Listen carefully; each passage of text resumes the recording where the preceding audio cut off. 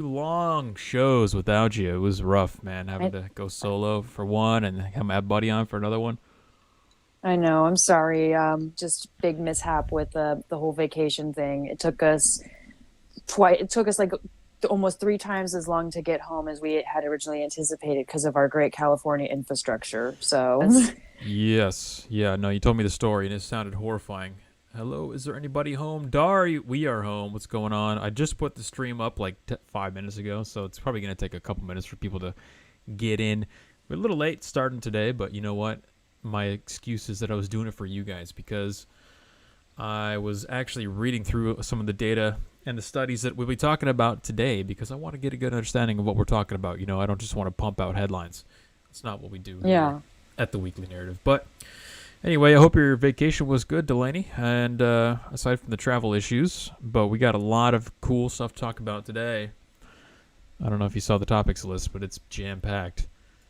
Oh, yeah. I'm looking at them right now, and I'm excited to share everything that we have with everybody and like to talk about it openly and freely, and hopefully don't not get banned by YouTube again. I like that, setting the stage. Okay, putting some good juju out in there, whatever karma, whatever you go off of. We're going to be talking Yeah. about Donald Trump making his triumphant return to social media.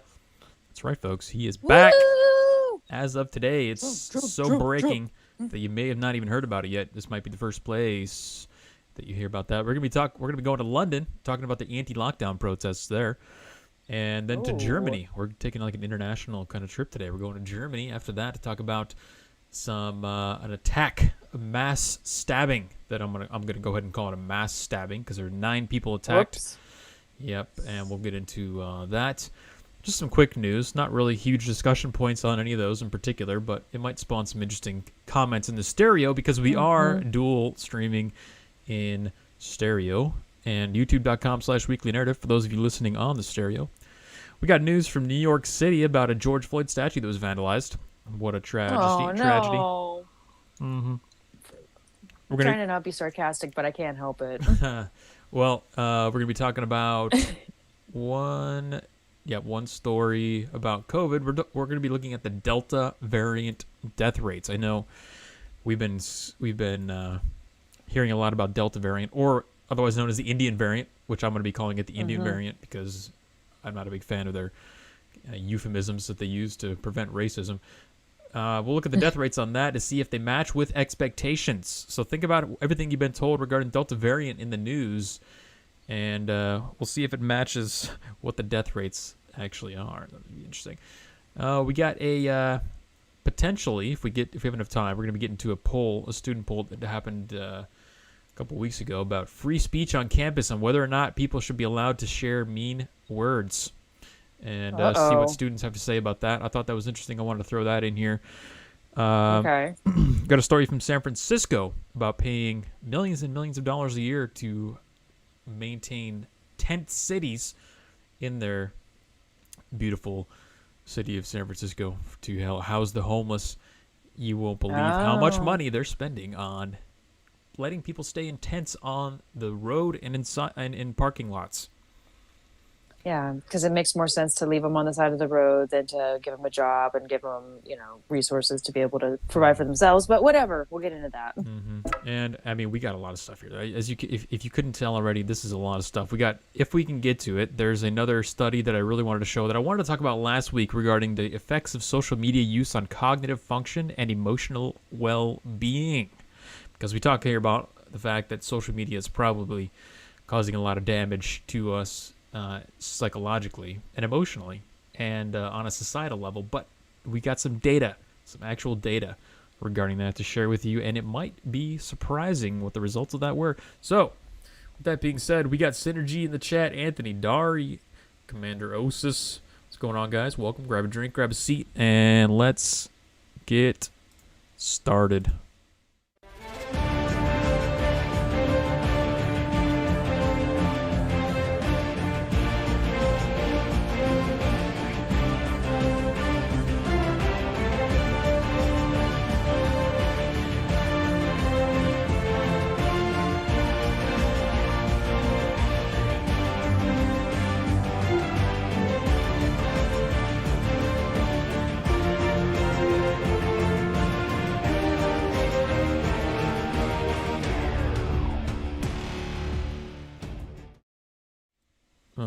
right. Well, I think we had a stereo comment that came in right off the bat. But first, let me again welcome those of you who are just joining us to the Saturday night edition of the Weekly Narrative. Delaney is back.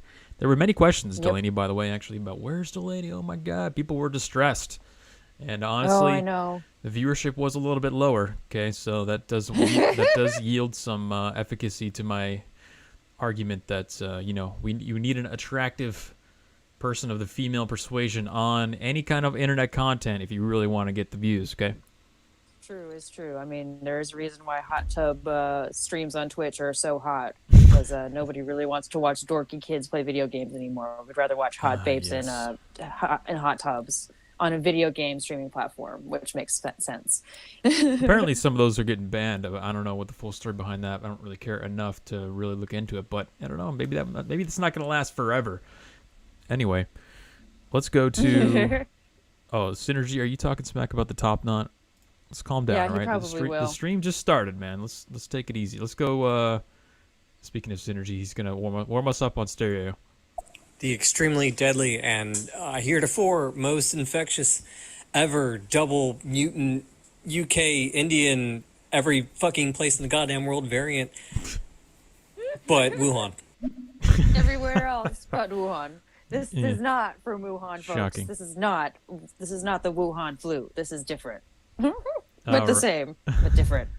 Same, but different. We'll get into that. We'll get into that. For the first story of the night, we're going to Rumble. Rumble.com. Yes. That's right. Because finally, the king of social media, the Donald J. Trump, the man himself. It feels good to say his name on stream again and actually be able to talk about Donald Trump because he's been out of the news for a while. He hasn't been doing much. Haven't heard from him. He just let the presidency go with grace and was like, here you go. Have fun, Joe. Have fun. Enjoy. I think he wanted to go on a nice long vacation. He just wanted to chill after getting dumped on for 4 or 5 years straight. And I can't blame the guy. But, ladies and gentlemen, he is back officially. An official Donald J. Trump account has been created on Rumble.com. For those of you who don't know, Rumble.com is a video streaming competitor or video hosting competitor to YouTube. This is big news. Very big news because he's already got 126,000 subscribers too, which is that's huge. Been on here for a day. He live streamed. He did a rally in Ohio, and he live streamed that for his first video on Rumble.com. So let's talk about it. Donald Trump had got a lot of flack after being banned off of Twitter for not taking the opportunity to jump to another social media platform and take the viewership with him, because we all know that the media and a lot of people like myself only use social media for guys like Donald Trump. You can't deny he was, if not the most interesting, one of the most interesting characters on Twitter. He was the news generator. He was the guy everyone was talking about every single day. And when he left, there was a giant hole created in all of our hearts that he refused to fill. So there was some, there was some anger, not only in Trump fans, but I think also some untold anger on behalf of the media, where they don't have the ability to write news stories about him every single day and capitalize off the TDS. I don't know. I don't know. What did you think about the whole situation? He's been dark for months and months and months. I mean, I kind of figured he was going to do something like this, where he's just going to sit, take a vacation, maybe play a few rounds of golf, really think about which platform he's going to either create or move to. Because you're right, like he knows that wherever he goes, the viewers are going to go with him.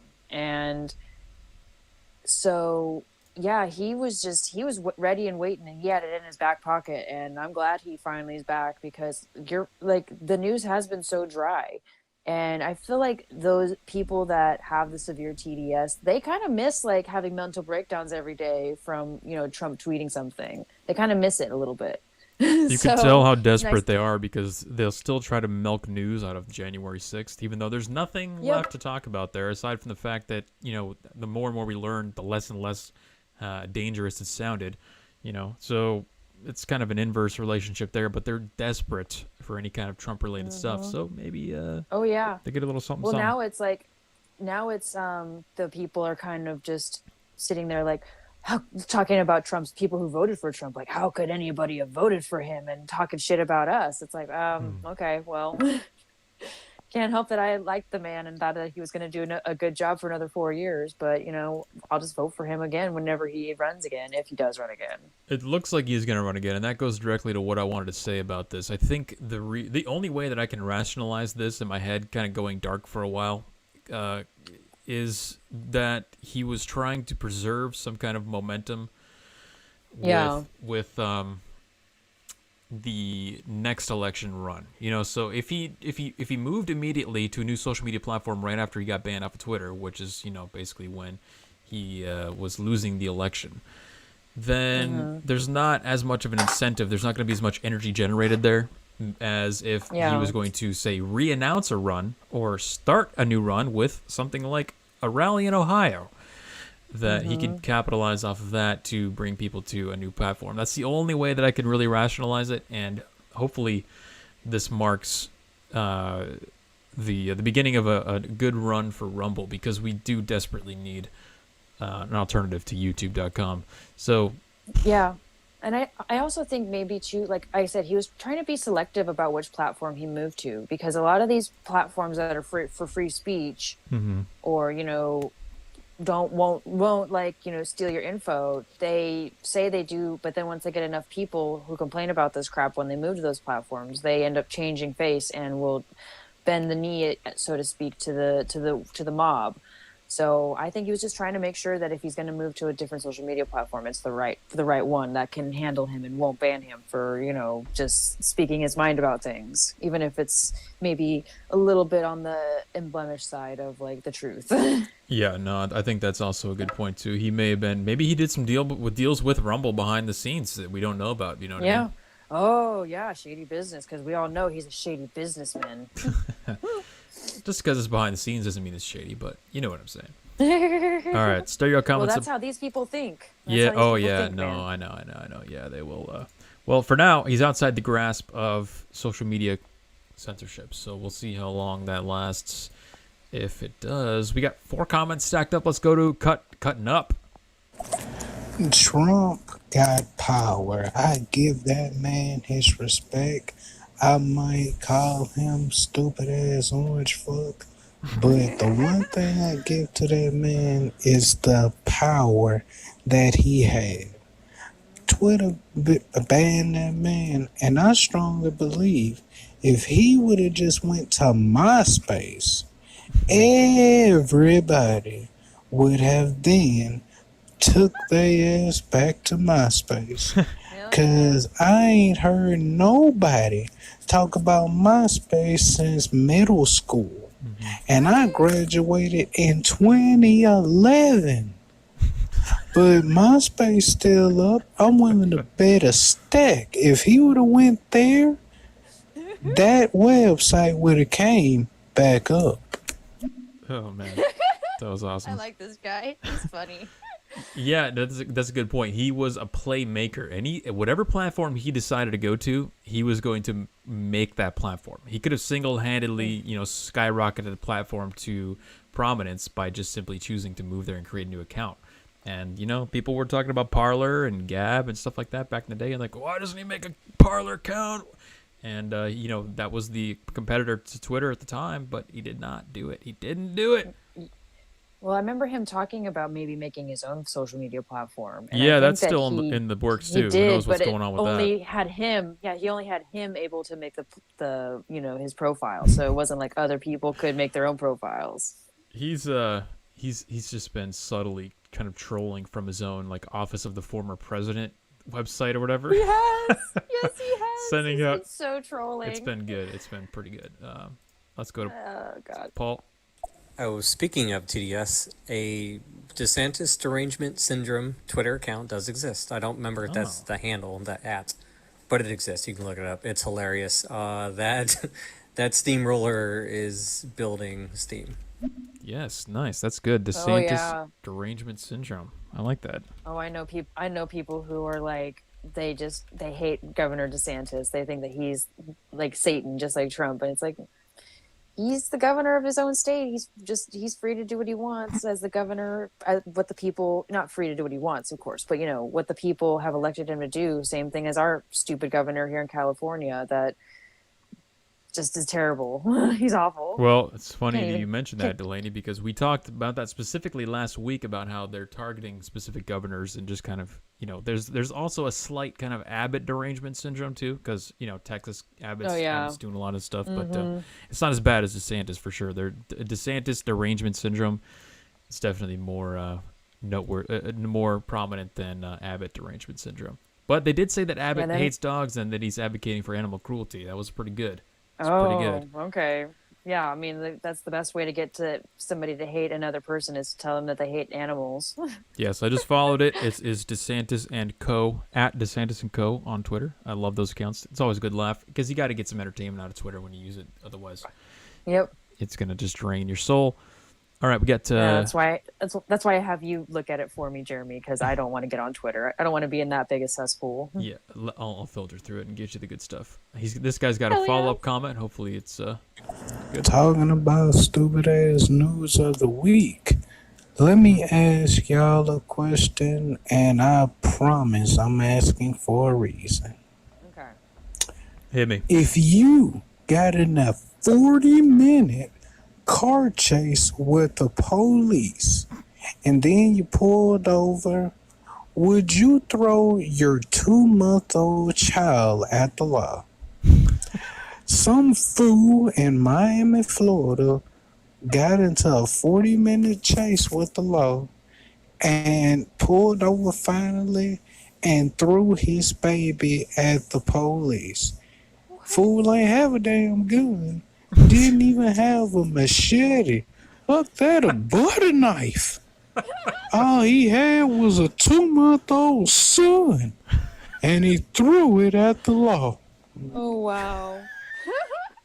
So to clarify, the title of the stereo stream is Stupid Political and Cultural News of the Week, because that's basically what we're talking about. So that's, I mean, that's definitely a relevant story for sure. I didn't see that, but it's another one of those Florida man stories that definitely. All kinds of weird crap happens in Florida, but throwing a baby. Personally, would I throw my child at the police? No, no. I maybe would hand them off and be like, please keep them safe, but not throw them. Hell no, not throw them like a football. No way, man. Pretty ridiculous. Oh. Thank you for that update from Florida, sir. Let's go to Holly in stereo. Hey kids, I'm over here on stereo, not watching on YouTube, but happy to be here.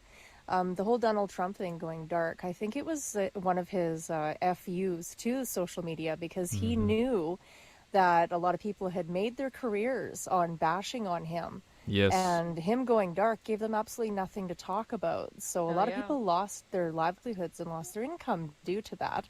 So part of it for me is would be that. Also, just to mention, Rumble's a fantastic platform. It's also run out of Canada. So there's that. Holly is our That's Canadian partner. I was gonna say that's the second good thing to come out of Canada. The first thing is you Holly.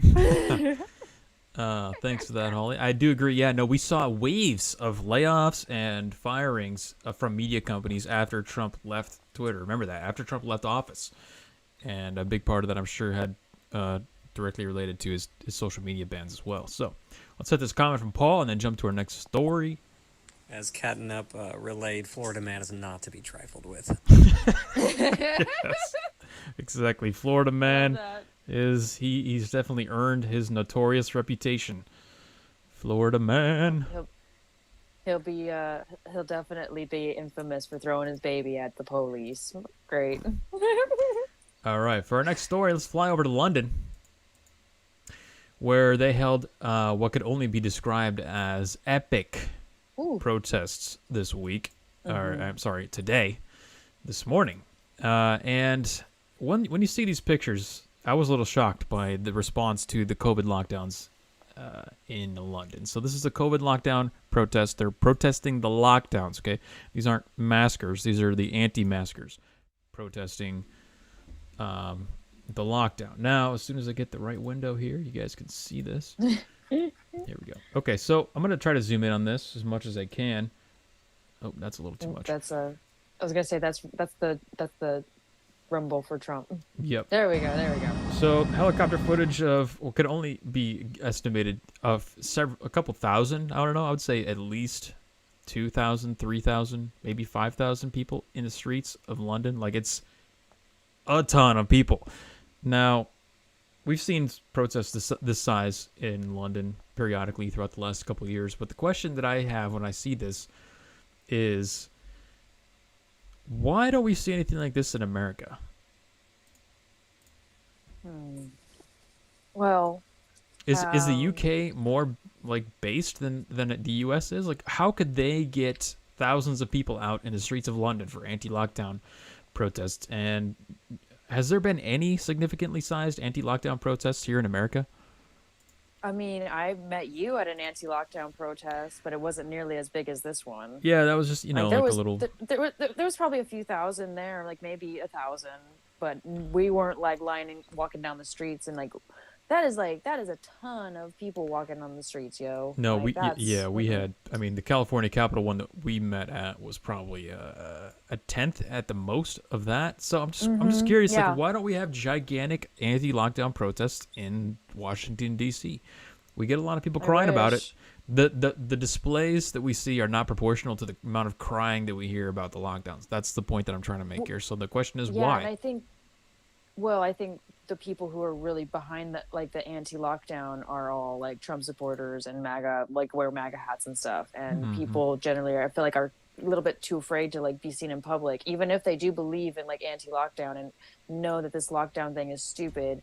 They don't want to be associated with a bunch of MAGA people. That's kind of what I gathered at when I went to that anti-lockdown protest last year in May. Was there was a lot of people there that weren't wearing MAGA hats, that were just normal people, and there were people like, I'm a Democrat and I think the lockdowns are stupid and I'm with you guys. So that was actually kind of cool to see. But I think for a vast majority of people, they don't want to be kind of associated with that, or they don't care enough to actually like go out and protest like the people in Britain are right now. I think that's a good point, but also Dari has a great point in chat, and this is exactly why we have to ask these questions to a wider audience, because I don't always know the answer. And Dari says most of the country wasn't locked down. Now, I had a little bit of tunnel vision because I was living in California throughout the entire thing. So, I mean, that was the worst of the worst, right? It as far as lockdowns go, maybe New York City, but the capital of California was as bad as it got. So maybe my perspective was a little blown out of proportion, but that is true. A lot of the country was not locked down, and in London and Great Britain in general is, a much smaller place, and I think the entire place was on lockdown. So that could explain it. Yeah, I think so too. Yeah, that's probably more correct. But just from what I gathered, but I think what you said is absolutely right too. In California, yeah, like I said, going to an anti-lockdown protest in California where it was like a sea of MAGA and red hats and American flags and people wearing like Grim Reaper outfits saying how the vaccine is going to be toxic. I think a lot that optics wise, people who do believe like the lockdowns aren't good just don't really want to be associated with like being anti-vaxxer or anti this or anti that. It was just like, well, they just don't want to be associated with that by going to an lockdown protest with a bunch of degenerates like us. And anytime degenerates like me. Whoa, careful there. Huh? It's only one degenerate here. You. No. Yeah, you weren't even there to like take part. You were just there to be like, yo, what's up? What's going on here? This is a lot of people. Just scout it out. Yeah, people don't realize that, but I mean, I don't film every event that I go to. I go to dozens of protests and just to see what's going on, But anyway, the thing that people don't realize is that anytime conservatives gather for any reason at all, regardless of how innocent they are or how general population they are, they don't have to be 3%ers or Proud Boys or any of these weird organizations. There's always going to be a counter protest of mutants that show up. So there's a lot of disincentivization happening, and the police don't always give them permits and stuff. So there's a lot of variables involved in America that maybe aren't as relevant in London. But let's jump over to Stereo, hit the comments on this story, and then jump to the next one. Osis. Well, to be fair, I think they're protesting now, but this is in response to another 4-week extension of their lockdown. Even California is not locked down that tight. There's people going around maskless, even in the Bay Area of all places. So obviously people were not going to protest here because they're too indoctrinated. But I think if you lock them down again, they'd kind of just be like, forget this. I don't know, though. It's hard to say. These leftists are fickle, and it's a good like point. to do what Big Daddy government tells them. Yeah, they're probably that 4-week extension or whatever has got to be a crushing feeling, knowing that you got to endure 4 more weeks of that.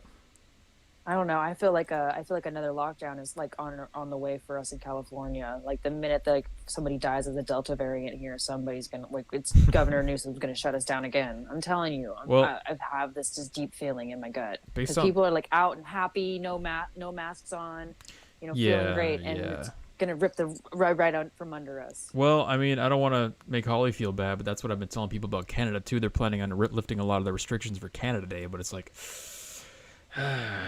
They're only one incident away from extending it for another 4 weeks or whatever, 4 months, who knows. Simon has a really good point in chat too that I want to point out. He says that the right is lazy and apathetic. They have poor organizational skills. Besides, there would be false flags and Antifa. Yes, I think that's actually a really good summary of probably why there's not as much political action on the right in America. They are lazy and they do have terrible organizational skills. They're just less collective in general, so they're not as group oriented to get those kind of events together to begin with. All right, cutting up. Sherry Tenpenny. Republicans in Ohio gave her the microphone to talk because she is a doctor and she is a well-known conspiracy theorist, and she has said that if you take the COVID-19 vaccine, you become magnetic. With that being said, do y'all know anybody that became Magneto? Not personally. But I haven't tested that conspiracy theory out, even though I've wanted to, because I know people that have gotten the vaccine. But I don't want to be rude and just like walk up with a magnet and be like. That actually that incentivizes the vaccine for me. If I could get magnetic powers from getting the vaccine, that would make me want to get it. Because there's a lot of times where I drop a something, I want to just I don't want to have to use my fingers to pick it up. I could just use my magnetic powers. When you lost your little mouse adapter thing for your laptop, how great would it have been to just have magnetic powers to be able to find it? Instead, you went without a mouse for like what, a month? Yeah, until you found it. That's exactly what I'm talking about. I'll take some superpowers, get some utility out of it anyway. All right, Paul. God, I'm so happy I left California, but you admitted to. Likewise. Jeremy, on the lockdown, you have to realize, though, the lockdowns worked, and I don't mean slow the spread, none of that.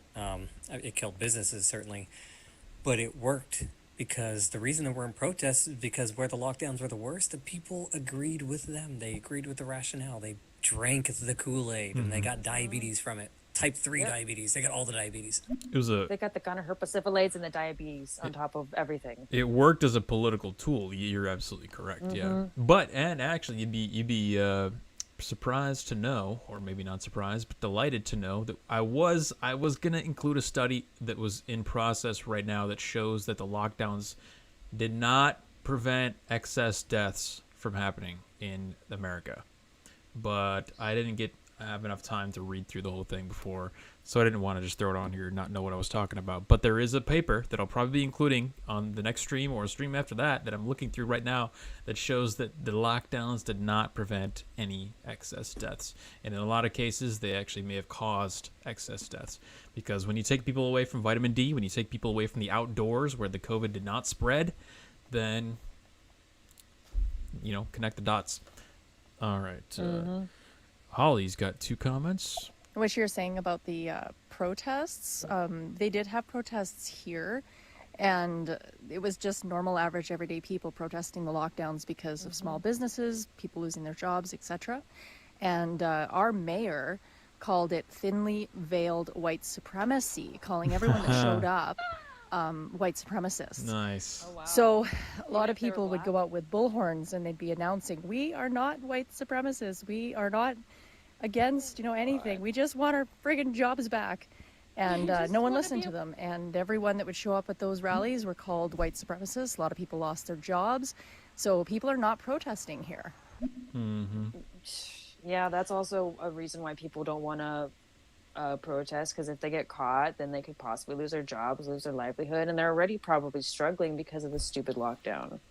The thing that I'll keep repeating until the day I die is that we need to bring back shaming as a tool to regulate societal behavior. Now, I realized today that I was wrong on this point. I made a claim originally that we don't do that anymore, but I need to revise that. So this is my official revision on my stance regarding shaming to be used as a societal kind of bumper. The left is using shaming exceedingly well. They've been doing it this entire time, and this is the exact kind of thing where that manifests. They call you racist. That has nothing to do with racism. We're out here protesting a lockdown for a pandemic. What does that have to do with racism at all? There's not even a single element of race, not even 1%. But they can so effectively shame you by simply saying the word white supremacist that it will get you to stop doing whatever you're doing. Anything that's even not related to white supremacy, not related to racism at all. So they are very effective at using shame to control behavior in their favor, and the people on the right have not done that at all. We're light years behind the rational people, and using that tool. It's a tool in the toolbox that can help us a lot that is being completely unutilized. Let's see here. Holly's got a follow-up, and then we'll jump to the next story. And my city is 5 days away from opening for Canada Day, and we're super excited. And I was listening to the radio the other day, and there was whispers of the Delta variant. Of course. And it was really upsetting because there was like 10 cases. No one's died. No one's been hospitalized. No one's actually been sick. But 10 cases. That might shut us down again. Jeremy, please stop it. Okay, I'm gonna try to help you out, Holly. I'm gonna show some statistics, since you provided a great segue for us anyway to talk about the Delta, or otherwise known as the Indian variant.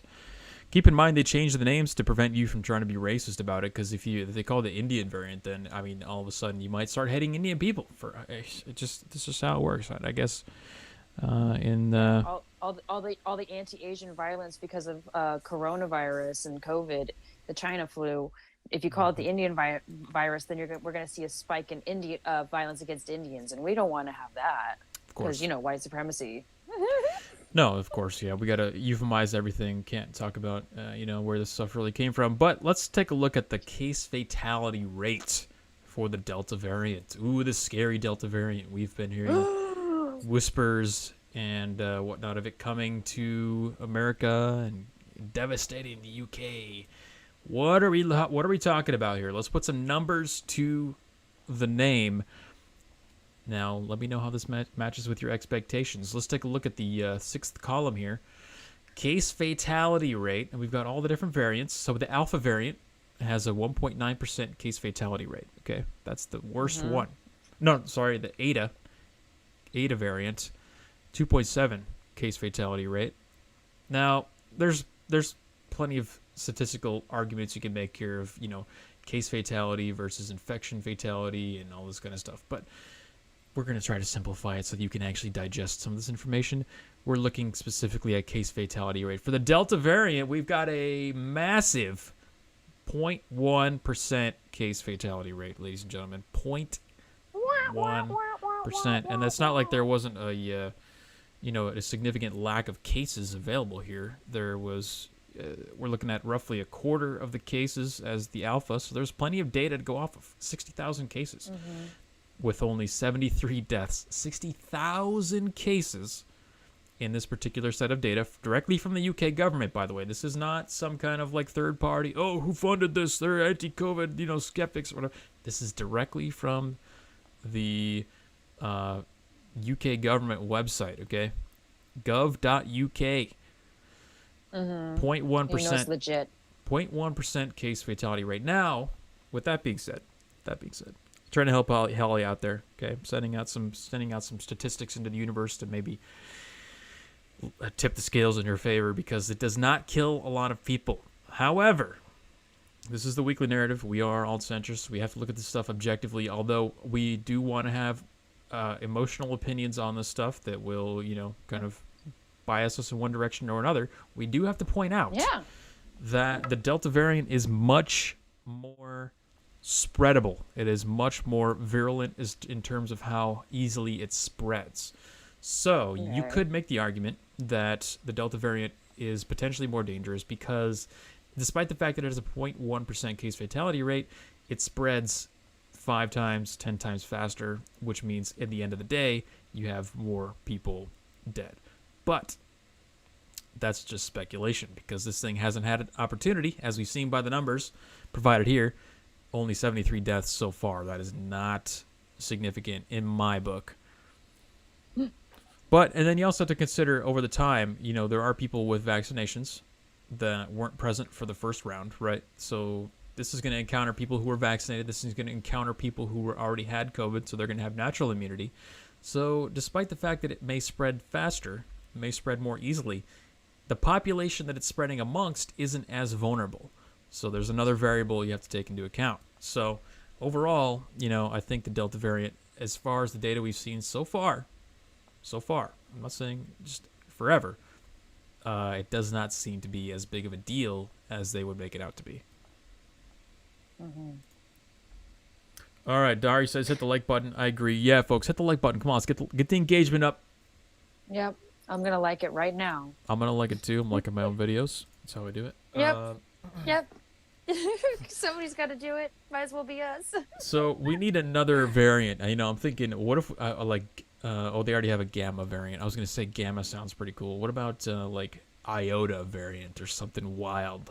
Let's get some crazy, some kind of crazy vaccinated mutant. I think they're just going off of the what's it called, the Greek alphabet or whatever. So yeah, that's what I mean. Like iota would be, I think, the next one in line. There was a point in time where I knew the entire Greek alphabet, but we don't want to talk about why right now. Yeah, I don't know any of them besides like the main like 4. So everything after I'm like, what? Whatever.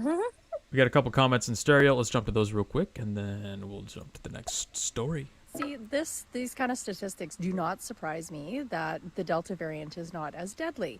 I'm just a normal, average day, middle-aged white woman from Canada with an education in interior design, and I understand that when viruses evolve, they want to continue to exist. They don't want to kill their host. They just want to be very contagious, make you a little bit sick, and spread very easily. So every time a virus evolves, it gets better at keeping you alive, and it gets better at spreading. I mean, I'm just a dumb woman. I understand that. Why can't people understand that? They hear Delta and they go, ooh, scary, it's going to be even worse. Blah. Anyway, thanks. Delta does sound kind of scary. Yeah, I mean, and also too, you're not a dumb woman. You're pretty rational. You are a woman, so there is going to be that level of like emotionality. But if you can get the grasp on that, you'll be set. That's why I said the greatest thing to come out of Canada is you, Holly. You. It's I don't know. It's just, you know what, they're throwing out iterations of the fear mongering where we can see the B117 version of the propaganda didn't work very well. You know what I mean? Like, this is the exact same playbook as the B117, which I think is the beta. I don't know which one it is now, and that didn't work either. So they got to modify the propaganda, or they got to just stop, because we're on to you. And the fact that people don't know basic biology like that, and that's stuff that you're taught in high school. Come on, like, I never I went to physics instead of biology, but even I know that viruses want to survive. They don't want to kill the host immediately. Mm-hmm. Yeah, why would they? Because if the host dies, they die, and they don't get a chance to continue to live. The best way to stay alive is to get your host so sick that they're contagious and spread it to other people. Like, it's not rocket science. Osis has got a good suggestion in chat. He says Andromeda strain. That sounds pretty scary. I wouldn't go outside if there was an Andromeda flying around. Let's see. Paul's got a comment here. Yeah, the Delta variant should be less deadly. One, a lot of the old people already died. Two, the Orange Man is gone, so you don't need to throw the Typhoid Marys into the elderly homes, nursing care homes, to get them out of office. And it's true to say the vaccine exists now. So Yeah. Yeah, so people got to keep that in mind. Again, I talked about this last week. I was kind of trash talking people who've got, ADD. I'm not talking about like clinically diagnosed ADD. I'm talking about societal collective ADD, where they can't really hold that many variables in their head. They're like, oh, Delta variant's scary, but what about the fact that people are vaccinated, people had COVID, they have immunity, all the people who are super vulnerable already died, et cetera, et cetera, et cetera. So that's, we're going to have to remind people of that as we go. Yeah, and I've heard of people getting the Delta variant and who've already had COVID, and they said that it felt like a mild cold again. So we covered the story last week. One of the shows you weren't here, they were warning about it, and they were like, "Warning: the new Delta variant, this crazy new scary Delta variant. The symptoms are similar to a flu, where you have a sore throat and like a headache." Like, yeah, I get that like 5 times a year. I don't even go to the doctor. Who cares? right. I drink some NyQuil and some Dayquil, eat a nice hot soup, take a hot bath, and then I feel good in like a week, maybe like a week and a half, depending on like how bad it is. And if I have a fever, guess what? I don't go out in public. I don't touch things because I understand biology. And when a person has a fever, that's like when you're the most contagious and can spread whatever virus you have easier.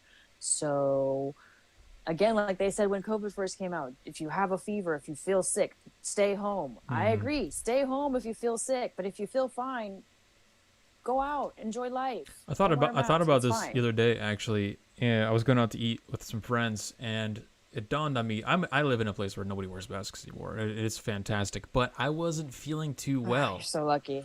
And I thought about it. I was like, you know what? Now that I'm actually sick, and I know that I'm sick, I would wear a mask out in public to stop myself from sharing it to other people if I was going out in a situation where, it was something I didn't want to spread. But if you make me wear it all the time, it's kind of like you got that boy cried wolf situation where you're disincentivizing me from actually caring about doing it for real. So now it's like I would do that, but now it's nah.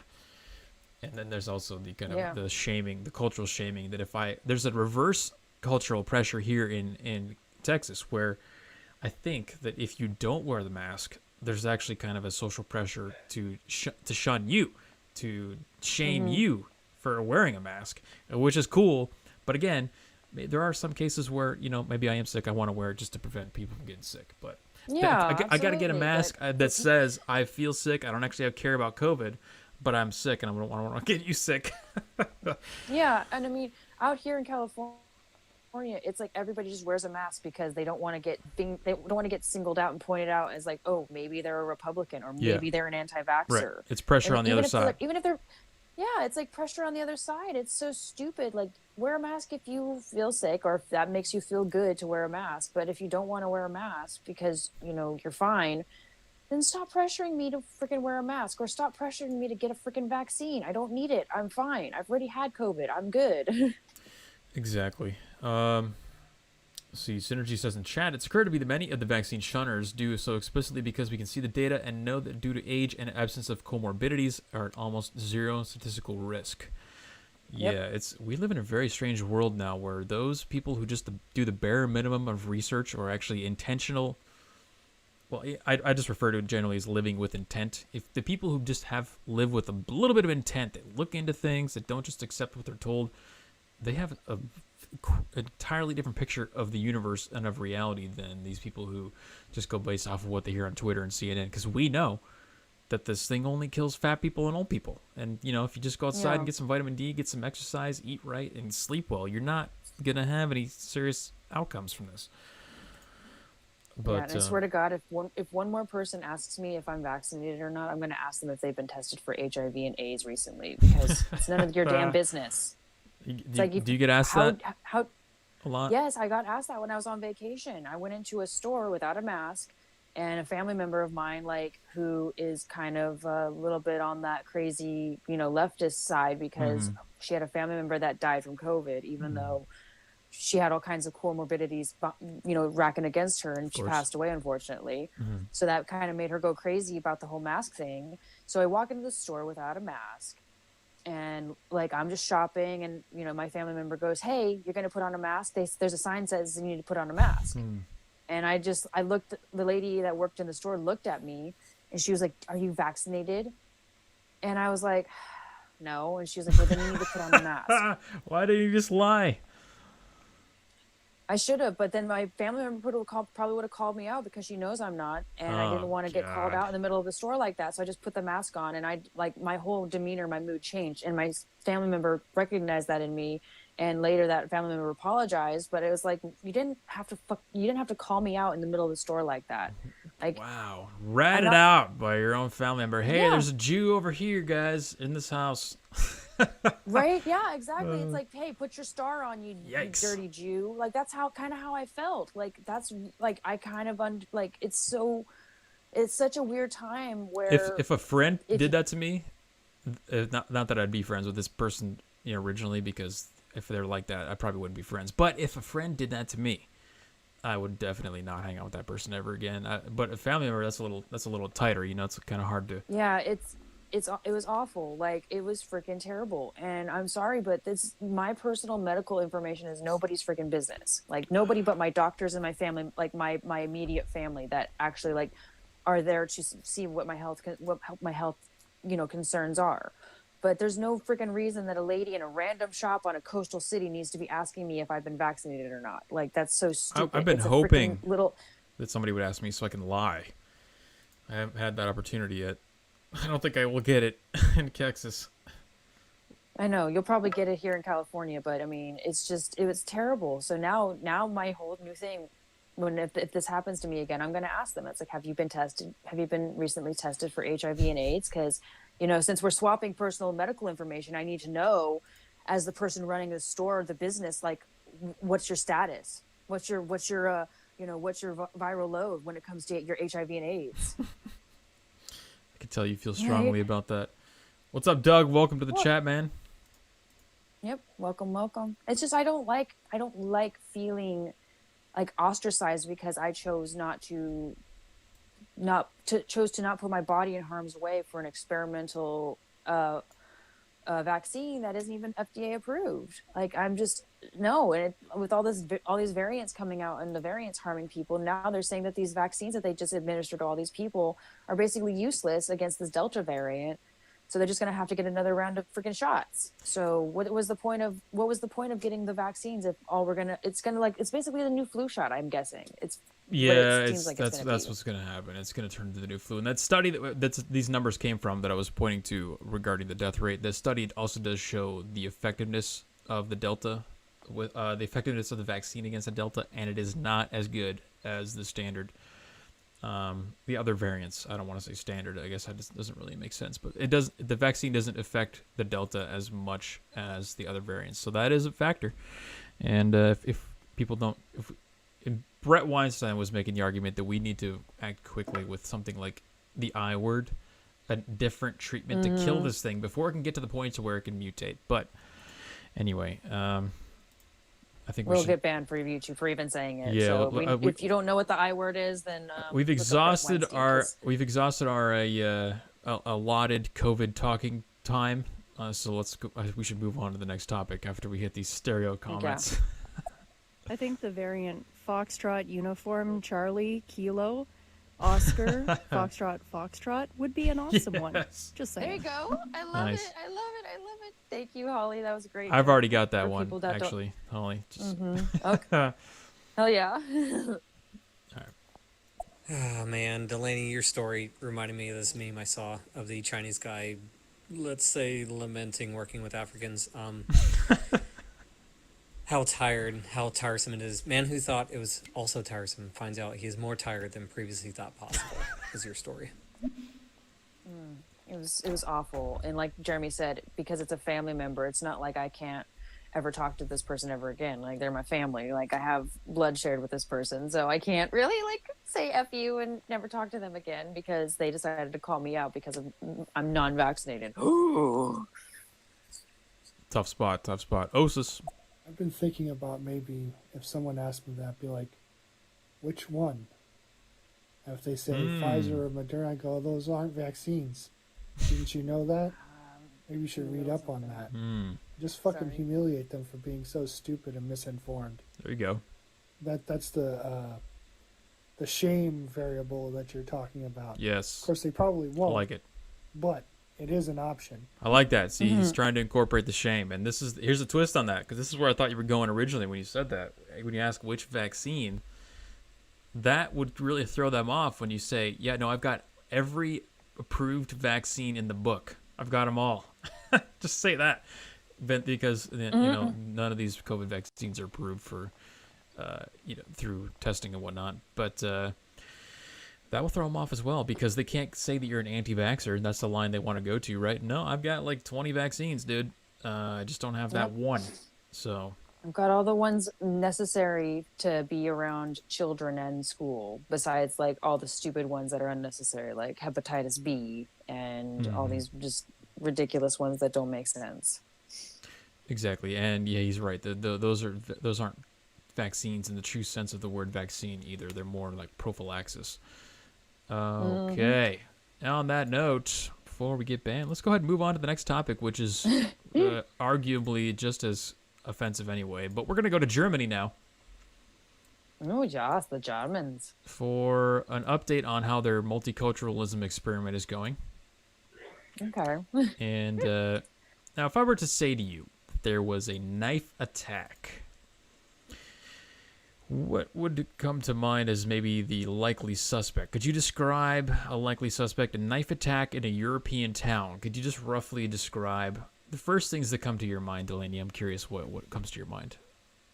Middle Eastern man.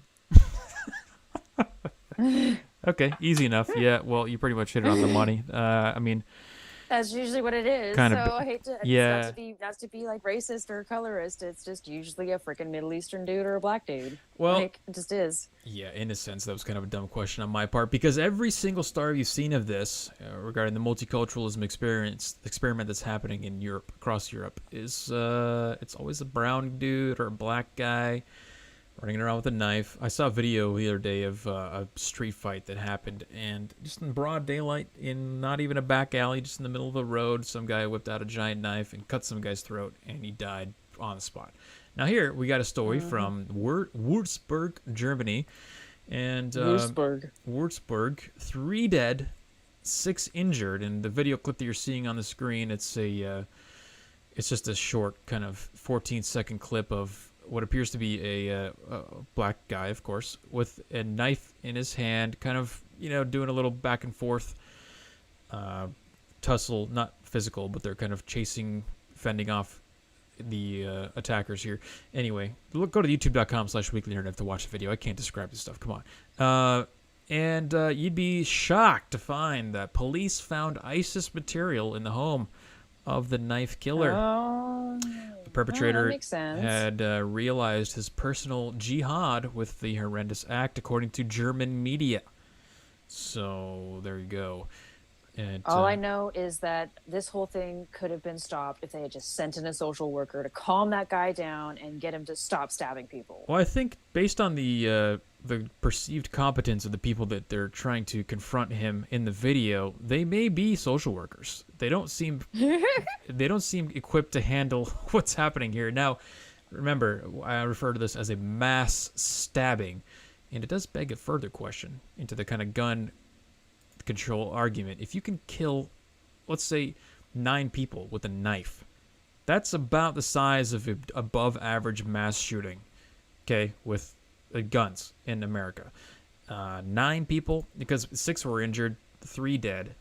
Let's assume that if he actually stabbed him in the right place, he could have gotten all 9. If you just ban all guns, guess what?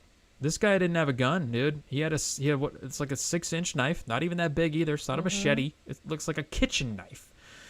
Yep. And it's really it's kind of exhausting for people like us who actually can think through and extrapolate the logic that these people apply to the solutions that they want to see in society, where they say, well, if we just ban all guns, we're not going to see any more unjust deaths. Well, okay, let's extrapolate that out. Let's take all guns, snap our fingers, all guns are gone immediately. I mean, I used to sit around in college or in classrooms in school and think to myself when we heard these narratives, like, well, there's a pencil right there. I could probably kill somebody with a pencil. Do we need to outlaw pencils? Do we need to outlaw kitchen knives? Do we need to outlaw forks, rocks? I could kill somebody with a rock. I could break the glass behind me in the window and kill people with the glass. Like, it doesn't work, okay? And this is a proof of that, but it's also kind of a double narrative here where we're attacking the kind of multiculturalism aspect of the fact that this guy was an ISIS follower in the European country of Germany. He was probably allowed to be there because of mass immigration policies or refugee policies. He clearly doesn't. Say they probably refugees. He They're doesn't- taking a lot. Oh yeah, no, it's so many refugees, and they don't acclimate. They don't conform to They don't German. assimilate. They don't assimilate. That was the word I was looking for. Thank you. Yes, they don't assimilate to German culture. They continue to live in their own societies, their own parallel societies. The things that I keep talking about that exist, but nobody wants to acknowledge the fact that they do. And this is the result of that. They live around people that they hate, that they end up wanting to kill. And all they need is, a little bit of religious influence. They need to think that they're going on a jihad. And this is what you get. 9 people, folks. This is not some little tiny incident where like, oh, yeah, this guy got beat up. 9 people with a knife the size of something that you have in your kitchen right now. Okay? Yep. So it's... like Paul said on this previous stereo comment, it's exhausting seeing this. And you know what? The media, they don't ever want to cover stuff like this because they can't show the picture of a black dude running around with a knife on. Are you kidding me? Yeah. It's going to destroy their whole narrative. And Well, then and then it'll also embolden like people who are gun advocates and who are advocates for the utilization of a firearm in a situation like this. Because if there was actual firearm and somebody responsible enough to know how to wield it, they could have totally taken this guy down, and that guy, this whole thing probably wouldn't have happened and been nearly as bad if they had actually had firearms and properly trained how to use them. There you go. Now this also, this touches on so many different topics. This also touches on the policing. I mean, you briefly touched on it with a social worker joke, but here's another video that's in the thread here on Twitter of the guy just walking through the streets nonchalantly, as there's no cops to be seen because maybe they wanted to defund the police, or maybe the police are too busy arresting people for mean tweets, because they do that in the UK. Now there's actually like normal bystanders trying to fend him off with brooms and stuff, and they eventually have to be the ones that mob the guy. The general public is the one that captures them before the police even arrive. So citizens arrest, baby. So I mean, there you go. I mean, it shows that even if police were eliminated, there are going to be people that fulfill that role, whether it's the general public or paid security or whoever it is. You're never going to get rid of that protective role in society, because you can't just have a guy with a knife running around in your streets like that. It's just you can't have a society. If that's happening, you don't get to have a society. Yeah. Well, and then the police also have way better tools to be able to handle situations like that. They got their body armor, so that way if the guy does try to attack them, they're protected. They have a firearm, they have tasers, they have, all kinds of stuff to help stop the situation, and not just that, just themselves. Like, it's just, I feel bad for the people that are in Germany right now and have to deal with this crap, because this is stupid. So many things that could have been done to prevent this, but whatever. Like, they'll learn. Yeah, but the emotional gratification that they get from allowing those refugees to come into their country is far exceeds the damage done to the lives that are now ruined, all those families' lives that are ruined.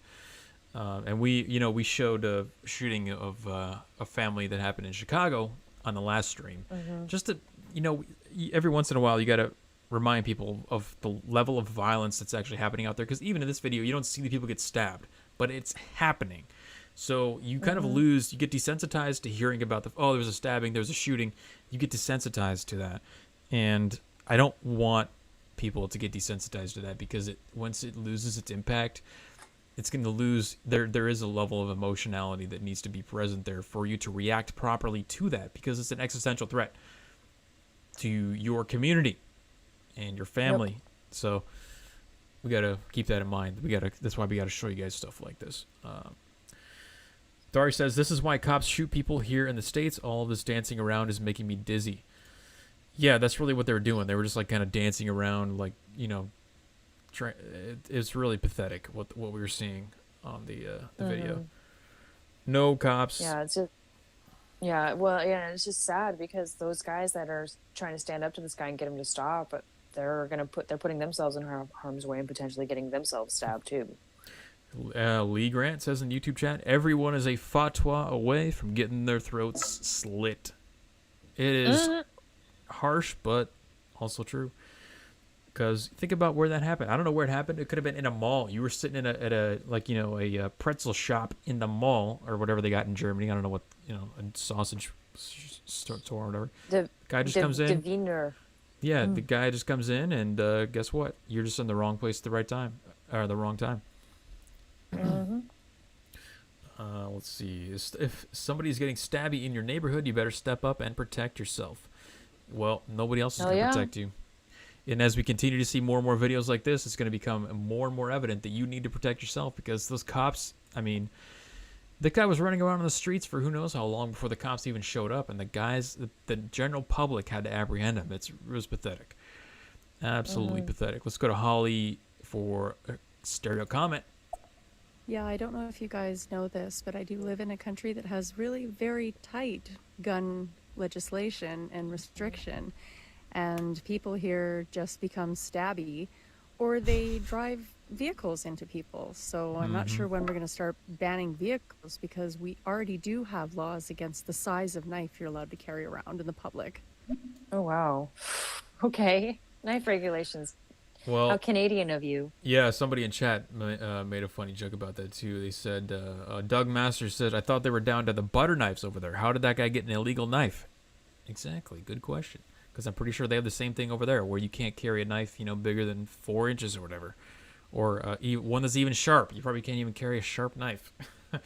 Because they've had a long history of these knife attacks. This isn't just a one-off anomaly. The knife attacks have been rampant in Europe over the last couple of years, ever since this mass refugee immigration thing came in. And I'm not blanketly just blatant against immigration or taking in refugees. I'm simply looking at cause and effect here, okay? Because that's what we do. We try to look at things from an objective observer standpoint. If you import a bunch of people from other countries of a different culture, different religion, different values, and then your rapes and your stabbings go through the roof, well, I think there's a pretty good indication of why that might be happening.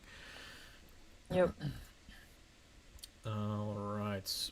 Yeah, Dari says, please be aware of your surroundings no matter where you are and have an escape route. It's sad that we live in a time where we have to remind ourselves of that. Holly's got another follow-up here. When I was a kid, I guess in my 20s, going to the nightclubs, one of the nightclubs got shut down because a girl attacked another girl with her stiletto. So unfortunately, stilettos are going to be restricted also in Canada. Oh, yeah. Yep. No, add it to the list. Anything that could be used as a weapon, just ban it. I mean, that's the logic these people use. That really shows the lack of foresight that goes into their logic. And, we're all kind of aware of that. But it's worth reminding ourselves every once in a while how absurd it really is, with an example of exactly what would happen if they got what they wanted. Let's see. Osis. I always find this kind of stuff hilarious. I know I saw one video where they were like trying to fed him off with garbage cans and running around cars. He was chasing him, and it was like a Benny Hill scene. Yep. And just needed to. I saw that one. Yeah, it was hilarious. And also in England, I'm sure you probably know this, but in case you don't, they have a program for turning into sharp knives. They want to sell blunted knives. I guess they don't even want people to cook, because it's save a life, turn in a knife. It's ridiculous. Yeah. These people are just, they have no balls. So they're going to just totally become subjugated. And they're all subjects anyway, because they're not even considered citizens, but they're putting themselves in that position. I have no sympathy. Yeah, I don't either at this point. So I'd be interested in seeing the numbers of tomato sales that go down because they can't cut them anymore with dull knives. Yeah, there's the solution is sitting there right in their freaking faces, but they don't want to actually take the step to actually come up with a solution, a real like long lasting solution to the problem, and 'Cause that's that mean. is like stop taking. And Well, racist. yeah, it's mean, it's awful. Like, what about the Syrian children and all the Middle Eastern children that are being, forced out of their countries? Don't they need a place? Don't they deserve a place to go after what they've been through? And all these European governments are like, well, we don't want to seem like we don't like brown people if we don't let them in, but I guess we'll just take them in and see how it goes. Well, you saw how it goes. Time to amend your ideas there, Yes, Europe. exactly. See, we're all for experimenting. Try to prove your hypothesis with an experiment on a small scale. Say, you know what? Maybe our culture will be enriched. Our economy will be enriched by taking in a ton of Yep. refugees. Okay, cool. Let's test it out. Give it a run for a couple of years. It's been a couple of years, and it's not working. Time to revise the strategy. Yeah. Or like find a way to like vet them a little bit better instead of letting every single freaking refugee in that just has a bleeding heart story. Maybe be a little bit more selective, and maybe or try to figure out a different solution besides like letting them into all of them into your single country, because y'all already have enough people over there. Like, just saying. Well, maybe they could set up a bunch of tents in parking lots and corral them like homeless people in parking lots, like they're doing in San Francisco, which is the next Hell story yeah. we're getting to as soon as we get to these two stereo comments. This did remind me there was a police shooting in Arvada, Colorado. A guy went ACAB, killed a cop, was killed by a Good Samaritan, and then the cops killed the Good Samaritan. So there's now, it's really just bad. The police are terrible. I'm not a huge fan of the police. They suck at their jobs. Mm-hmm. Even when you can't protect yourself, these people are a joke. Yeah, that's the thing. We talked a lot about the BLM stuff and the fact that these statistics don't add up for the blacks and their murders against police. But I will be the last person to say that I love the police. The libertarian side of me definitely says that I would rather just take the duty of protecting myself into my own hands, not have to rely on someone who has shoddy training or has had a bad day or whatever. Who knows? Paul, and then Danny. What Lee Grant said about anyone is a fatwa away from getting their throat slit. All you'd have to do is just say something spicy online about the religion of peace, and a hacker of peace could, put your public information out there, and that's that. Good luck. That's true. Stay strapped. That's true. I'd say I like your comment earlier, Paul, about how Holly's comment about the using vehicles. They're vehicles of peace, just like they're knives of peace and hacking of peace. Like, it's all peaceful, so much peace coming from this certain community. All right, Danny. Haven't you heard that being selective about immigration or vetting anybody in any way is racist? Yeah. You haven't heard that yet? Oh yeah, no, I heard. incredibly Yeah. racist. No, we've been called white. Yeah, we've been called white supremacists before, so it's nothing new. It's just putting it out into the public sphere so people can actually maybe absorb this idea and have some standards for ourselves and for our countries. Like, just saying. I would say that overall, if you go tit for tat, the police as a whole are probably much better for society than the criminals as a whole. Yes. But that's just Yes. me. Good Well, point. of course, yeah.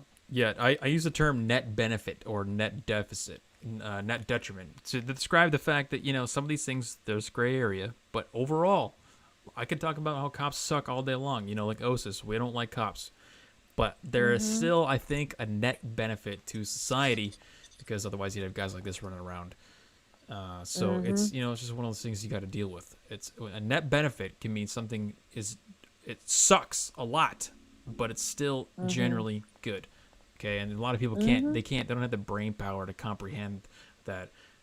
Yes, the cops can make mistakes, they suck at a lot of things, but they're still overall a net benefit to society. Yeah. Popeye. Yeah, maybe that guy is Popeye.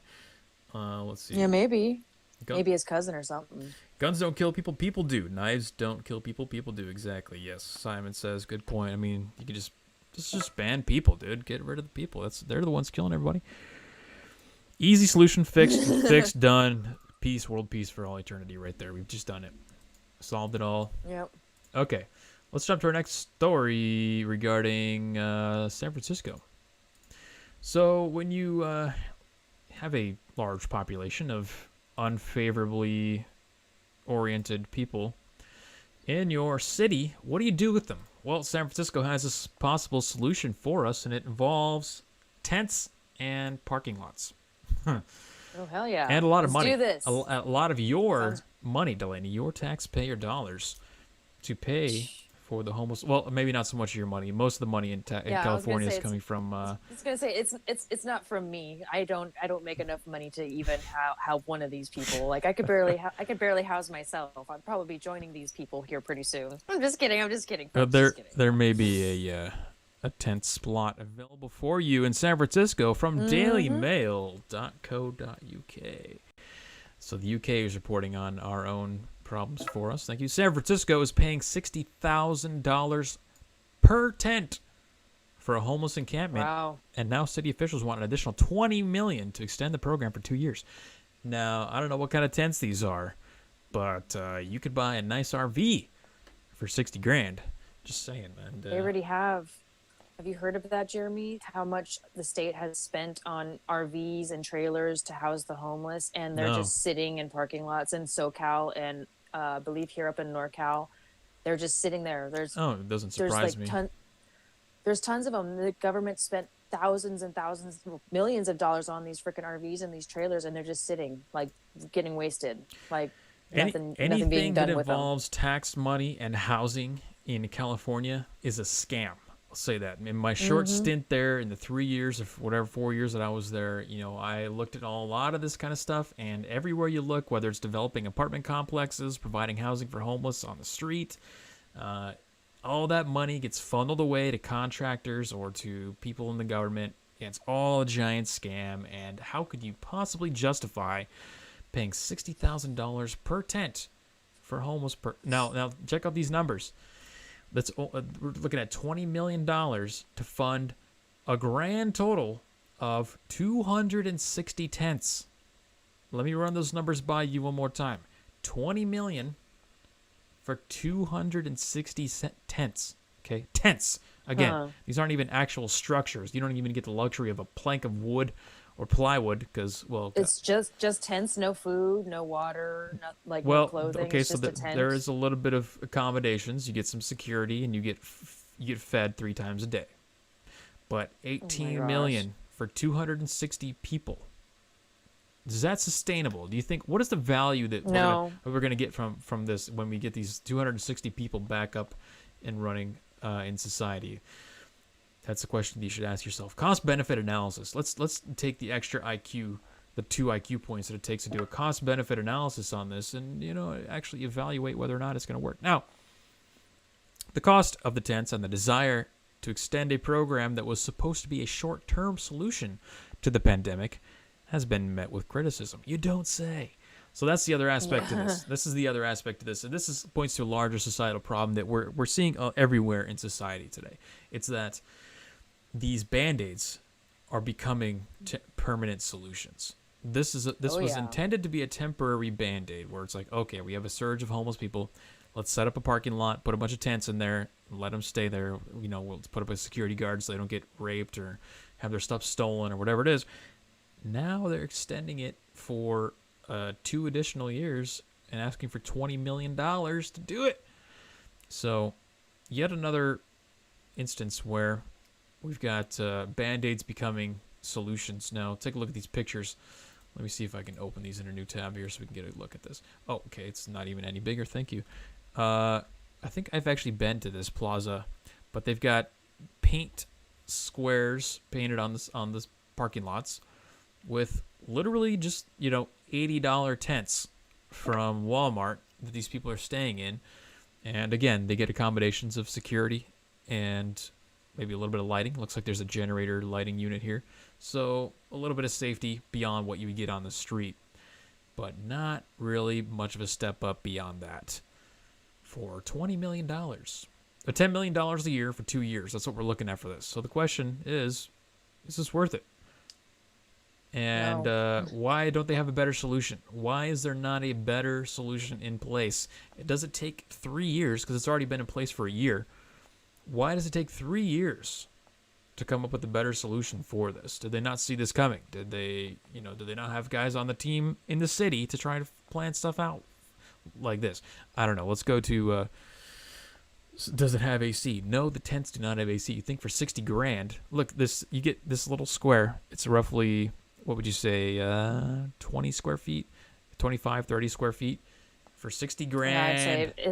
Yeah, I'd say it's no more than like 40 or 50 square feet. It's tiny. Unbelievable. So where is all that money going? Does it take $20 million to feed 260 people 3 times a day for 2 years? I would say no. No, it does not. And it's just a symptom of, exactly why San Francisco is in the state that it's in, because the people don't know how to manage cities. This is what happens when you manage based off of feels and not the reals. Yeah, no real actual solutions. Like, instead of spending $60,000 on a tent, why not take that $60,000 and try to help these people get like permanent housing? Like, figure out a way to get them a job and get them like a down payment on a house and a job that they can afford a house. Like, to me, that's a little bit more long-lasting solution, and a little bit more doable, and like can actually like be a net benefit for these people, because it'll get them a job, give them a stable place to live. Maybe if they have like drug or alcohol issues, maybe like it'll be an incentive to get them to stop doing drugs and stop living on the street. But I think for a lot of them, they're just comfortable sleeping on the street now. It's like wouldn't feel normal for them to live in a house like the rest of us. Right. And that's what you actually hear. They'll tell you straight up that they don't want to live in a house when you ask them. There's a lot of documentaries out there you can watch where you see them say that themselves. But continuing on from the article here, it says, when the safe sleeping villages were originally erected, officials stressed that the sites were not a permanent solution to the city's persistent issues with the homeless population. The safe sleeping village is a temporary approach to those areas and will return to their prior uses once shelter-in-place rules are lifted. The city will continue to work on long-term safe solutions for those experiencing homelessness, said the city spokesperson. Now, there is one thing I left out. They do get access to showers and restrooms as well. So, but still. Okay, well. Still. $60,000 is quite excessive for a tent spot and a shower and a bathroom, and then no kind of like programs to get these guys training, get them a job, get them off drugs. It's just $60,000. Here you go. Here's a tent square and place to like do your drugs, and not be in a clear mindset to possibly see that the way you're living is not good. But I'm sure this includes needle supply too, clean needles for sure. Oh yeah, they probably down the street from a methadone clinic. That too. Yep. No, state supplied addiction basically. Let's go. I heard a bunch of stereo comments come in. Let me. But Osis has what did Osis leave a comment in stereo? Because I know he has some. Yeah, he did. Okay, so I know Osis is our local San Francisco correspondent. I know he'll have a good comment on this. Let's go to Paul first. I am full of nothing but exasperation with all these stories tonight. This fucking intense shit. It's like the joke in Independence Day. You think the government spent $20,000 on a toilet and some pens? Like, you think they're spending this money on tents? No, it's just, this is the political corruption in the open. That money's going somewhere. It's making some well-connected people, politicians, and family very rich. Exactly, and that's that's what this is, man. The rich get richer, while they also get the added benefit of virtue signaling that they care about the poor, because. Like I said, dude, every single housing and tax related item in California that I've seen and looked into has been a scam. Every single one. It reminds me a lot of Game of Thrones, when Cersei and like all of the female leaders of the kingdom would go into like the poor parts of the kingdom and hand out gold coins to people. Like, that's actually going to do anything to help them not be poor by giving them a coin. Like stop it. That's such a stopgap measure. You're just gonna go get wasted for a night and then that's it. Yep. All right, here we go. Osis got a comment. This Get should this be good. though, that's only 7% of San Francisco's annual budget on homeless. So where is the rest of that money going? What are the rest of these Administrative people costs. doing? I know in San Francisco Yeah. there are certain parts of the city where they have rundown RVs and people live in them and they just park there for weeks on end. I don't even know what our homeless population is, but there's tents popped up all over the place. The Mission downtown. And I think this one they're talking about here is actually right by City Hall. Yep. I think it Our looks like city's it a is. fucking disgrace. Mm-hmm. It really is. They took that. Willie Brown bought gold film to put on the dome of City Hall, and we got homeless people living there. It's ridiculous. That's awesome. I didn't know that, but yeah, that's why I recognized those pictures because I was over at City Hall a few times for protests and stuff. It does look like that. That is where that is. I went to San Francisco Pride one time, and it was in front of City Hall, and I recognized that building that the tents were popped in front of. I was like, oh yeah, there's City Hall right next to this beautiful historic building, full of history, full of wonder, that people travel from all around the world to come and see. But now they're just going to get an eyeful of homeless people sleeping right next to it. Great. The true Sends a San really great Francisco message to people. experience. Yep. All right, Holly. There's a city up here in Canada that's boasting that it ended its chronic homeless problems, and they actually cleared all of the homeless people off the street. Now in Canada, it's pretty easy because the winters are incredibly cold, and it is not easy to be homeless here. Right. They implemented programs that were more of hand up than hand out. The funding went towards job relocation, actually getting the people into lives that became constructive citizens. And it's actually a great story. Medicine Hat is where they've done this, and I don't know, maybe it's something to look into. Medicine. No, Hat. and I think that's kind of what I would like to see happen. Hand up, not a hand out. Like, stop giving them things and expecting that they're going to make the right choice. Give them opportunities to make the right choice, and if they don't want to do it, give it to people that actually need it and really are driven to not be homeless anymore and not die on the freaking streets like an animal. Amen. That's exactly right. There's a good documentary on something related to this that I'd recommend watching. I think it's called The Right to Fail, and it's about how they have these programs where they're spending all this tax dollar money, bringing people who belong in mental institutions, trying to put them into the real world and give them houses and just give them everything. And I know I mentioned it before, but I do highly recommend watching that because it gives you an idea of how the solutions kind of need to be oriented, because they go to these houses after they give them to the mentally ill people, and they show up and they're just like, there's dog crap all over the rug. There's like food's molding out on the countertops. It's not livable. It's not livable situations. These people can't sustain themselves. And the left loves to use like the prison industrial complex as like an excuse to hate prison. And I think right now it's like what we've been seeing here in California is like this homeless industrial complex. These government run institutions have like taken a stronghold on like helping the homeless, and they're making money off of it, so they don't want a real solution to actually happen, because if they can't make money off of it, then why would they give up something that they're making so much money from? It's a huge issue, and I think the solution is to get the government out of it. For one, we need some kind of like non-for-profit to kind of step in and help out, one that's not like incentivized by the government either. Yeah, we also need to acknowledge, this is something that I've mentioned a lot before, that there is a certain percentage of society that will never be productive. We have to acknowledge that. Yeah. Okay, we have a system set up to where we can sustain these people artificially. That's the key word. These people are living artificially. They should, for all other intents and purposes, be dead because they are addicted to drugs. They can't get resources to feed themselves. They whatever number of circumstances are involved, and nobody wants to acknowledge that fact. You cannot find the proper solution that's sustainable long term without acknowledging first that there is a certain percentage of the population that will never ever be productive or fit in with society. So there's got to be a place for those people to go.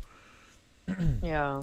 Sad but true. That's how reality is. It's a little bit harsh sometimes, and you can't live in a world. You can't try to just sweep the harshness under the rug, because then you get ridiculousness like this, where we're just killing ourselves with slow, persistent, like, drain on society, on draining ourselves.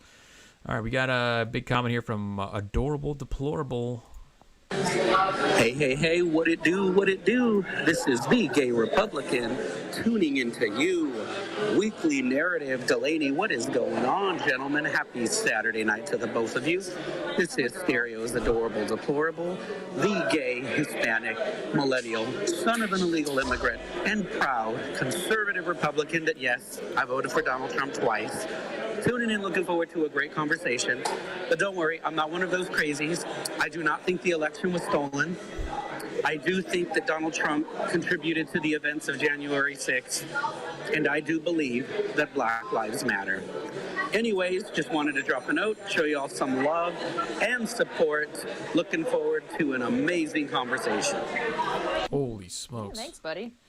That was a lot. Wherever you are sounds jam-packed, but I appreciate that. Right? Thanks for tuning in. I think Sounds like a good time wherever he's at. I want to join. right. Yeah.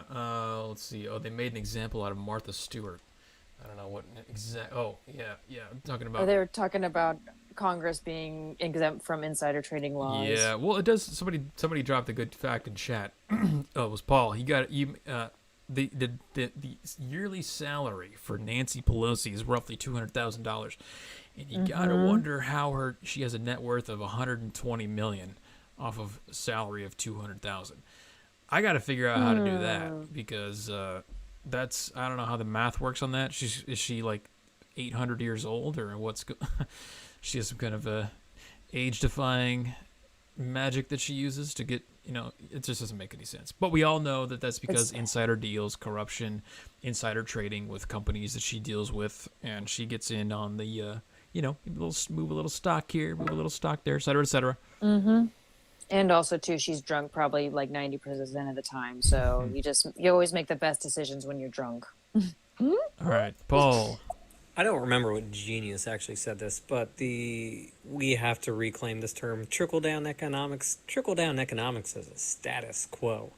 You're going to tax and redistribute and hope that a useful amount of aid, benefit, and programs actually positively affects your life. Oh, no. That's trickle-down economics, and it doesn't work. I like that. Liberals were right to criticize that in the 80s, and it's true now. So it's trickled down the same way that they were making fun of us for trickle down, but instead of trickling down from companies and private industry, it's trickling down from the government. It's the same thing. It's just trickle down. That's a great point, man. I'm going to use that. I'll see if I can integrate that into some conversations. Danny's got a comment. A tricky part of it all is now you have, I don't want to be like one-sided, but for the most part you have Democrat-controlled cities and counties that are purposely destroying their own areas to bring down the country as a whole to force this socialist agenda. So it's so hard to look at something and go, oh, look, this doesn't make sense, and what can we do to fix it? Well, we can't fix it because they don't want to fix it. You have to find places. There's been some great things in Utah. I've seen some programs that have actually really gotten addicts clean and off the streets and back to loving life and wanting to be part of, society again. So we got to kind of separate the scumbags from the people trying to do hell. Yeah. Yes. That's a good point. The cities are basically, and this is why we advocate for people to leave these cities like this, because they are, the institutional power that we're talking about, which is the government or whatever it may be, is always seemingly there to just destroy the city that it resides in, which is a little counterintuitive, but as an objective observer, you would look at something like this and you have to say to yourself, it looks like they're trying to destroy themselves slowly. So, yeah. Yeah. Well, and like I would figure that these kinds of programs would work really well in Utah, because there's really not much else to do in Utah but like stay clean and love life, because they don't I mean, I'm pretty sure they have alcohol sales there, but it's not like California where there's liquor stores on every single corner. And it's cheaper to buy alcohol in California than pretty much everywhere else, from what I've heard. They're also much more religious in Utah, I think. There's a lot of Mormons, you know, so they're more willing Oh to yeah, those actually help out. momos. A lot more families and other institutions that are not government institutions, like the family, like religion, that are probably get a different approach to solving these problems. Guys, we are approaching the final stretch of the show here. And if you've been enjoying yourself, if I can say the words properly, hit the like button, subscribe, follow us on Stereo, do all that stuff, because we do go live every Tuesday and Saturday, 7 p.m. PST. You can catch us right here talking about the latest and greatest in the cultural decline of the West. It's always a fun time talking about this stuff.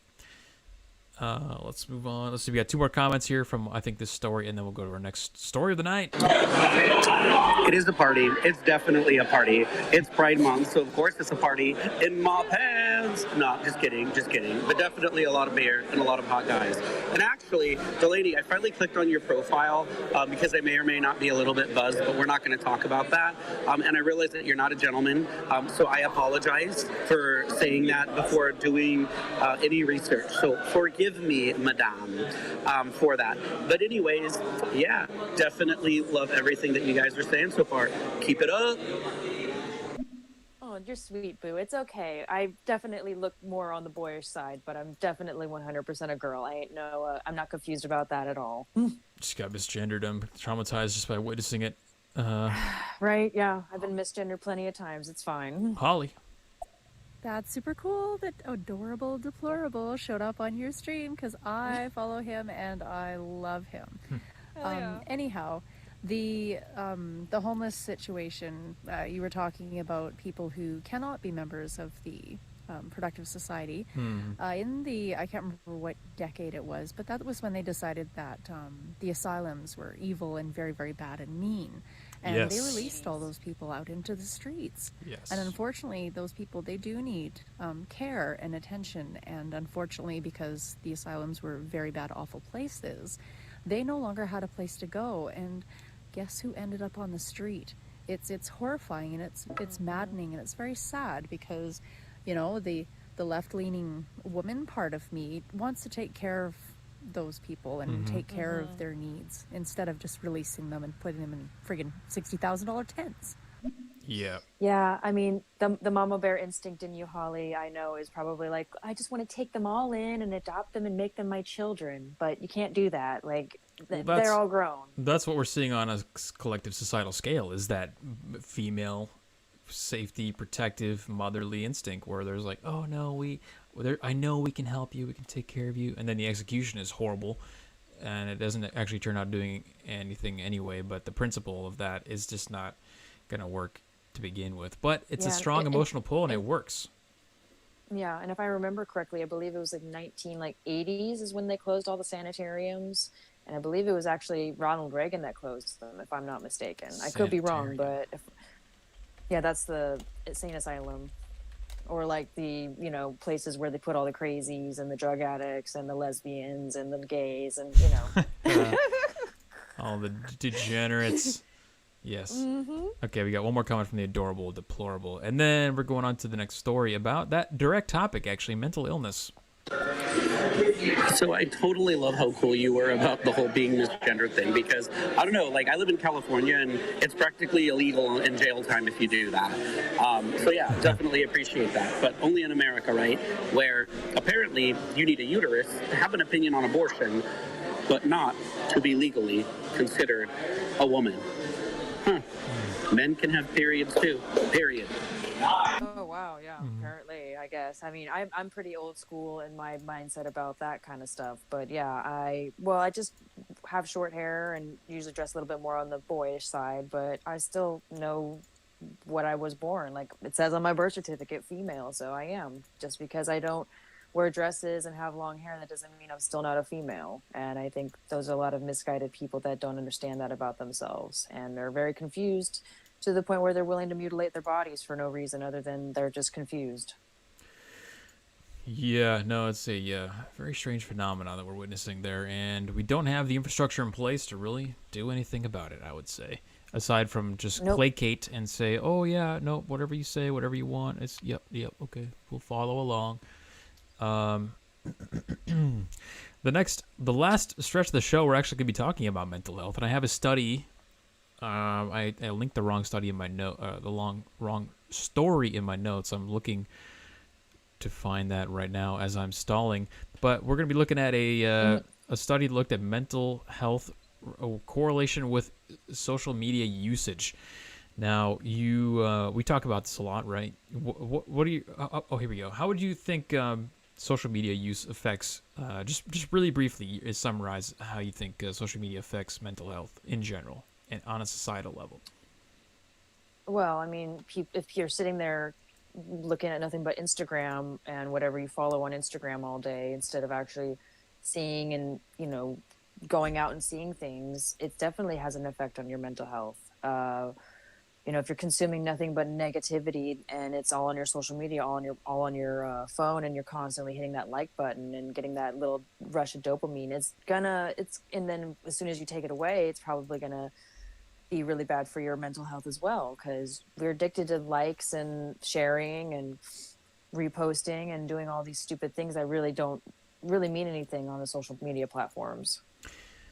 I'm generally of the same opinion, and as you know, we are a very science-based podcast live stream here at the Weekly Narrative. We talk about studies every single week regarding the topics that we like to talk about, and this is a new one that I got to share with you guys from ScienceDirect.com on this exact topic. Now, I just want to share the results of this real quick before we jump into a story from Reuters about the rise of depression and the need for new drugs. I think the way they frame that is interesting. But let's take a look at this study with social media usage here. I don't have access to the full study because this one I think was paywalled off, but there is a summary. Oh, no, they actually do have some good data here. So the study is available if you guys want to go look, ScienceDirect.com. The study is titled, Does a 7-Day Restriction on the Use of Social Media Improve Cognitive Functioning and Emotional Well-Being?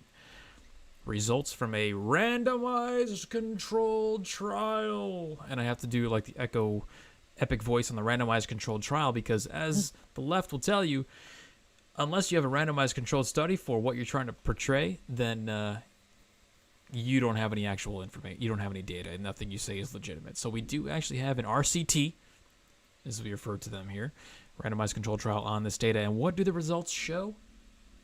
Well, cutting social media screen time by half had not the slightest effect on attention and well-being in a randomized controlled trial. That's right. So, Wow. let's see. Let's read the actual text here. One paragraph worth of information from the results. A randomized controlled trial was performed exploring whether a week-long 50% reduction in time spent on social media is beneficial to attentional performance and well-being as compared to a 10% reduction. So they were looking at a population that reduced 10% usage and a population that reduced half. The intervention did not have an effect. A key strength is that we used a behavioral measure of screen time. The fact that this measure shows no relationship to cognitive performance nor emotional well-being calls into question the moral panic over social media screen time, I'm assuming they were trying to say.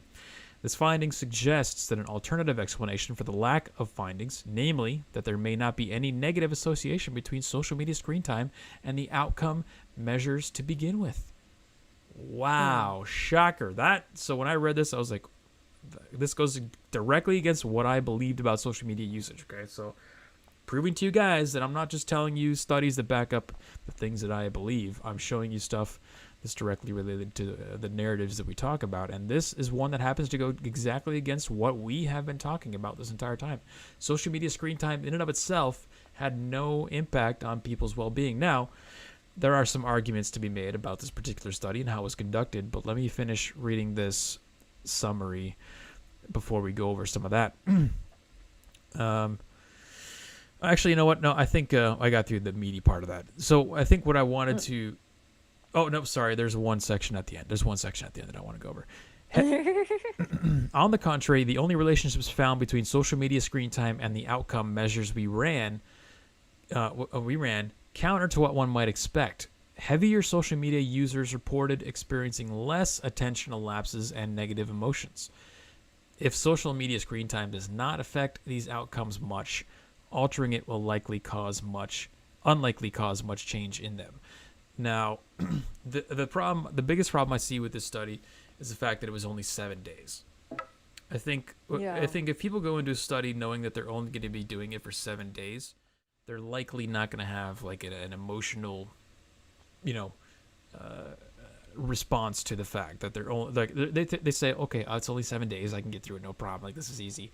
So I think that's a big aspect to it. But I kind of like these results. You know why? Because it actually supports an idea that I also agree with, that people's lives in general, without social media intervention, social media usage at all, people's lives just suck. That's it. Yep.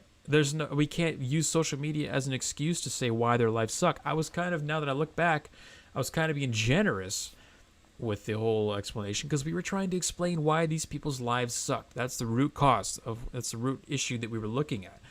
And the easiest explanation to go to was, social media use to people, dopamine triggers all day, and attention and whatnot.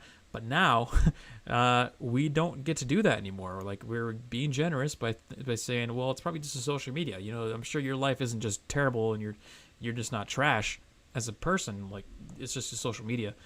Well, we can't do that anymore. I don't know. What do you think? Is this shocking to you at all? A little bit, yeah. I mean, it seems to me like I've just noticed over the last few years, like, people can be in a room with other people and they'll be on their phones not talking to each other, but they're still communicating with other people through their phones. Mm-hmm.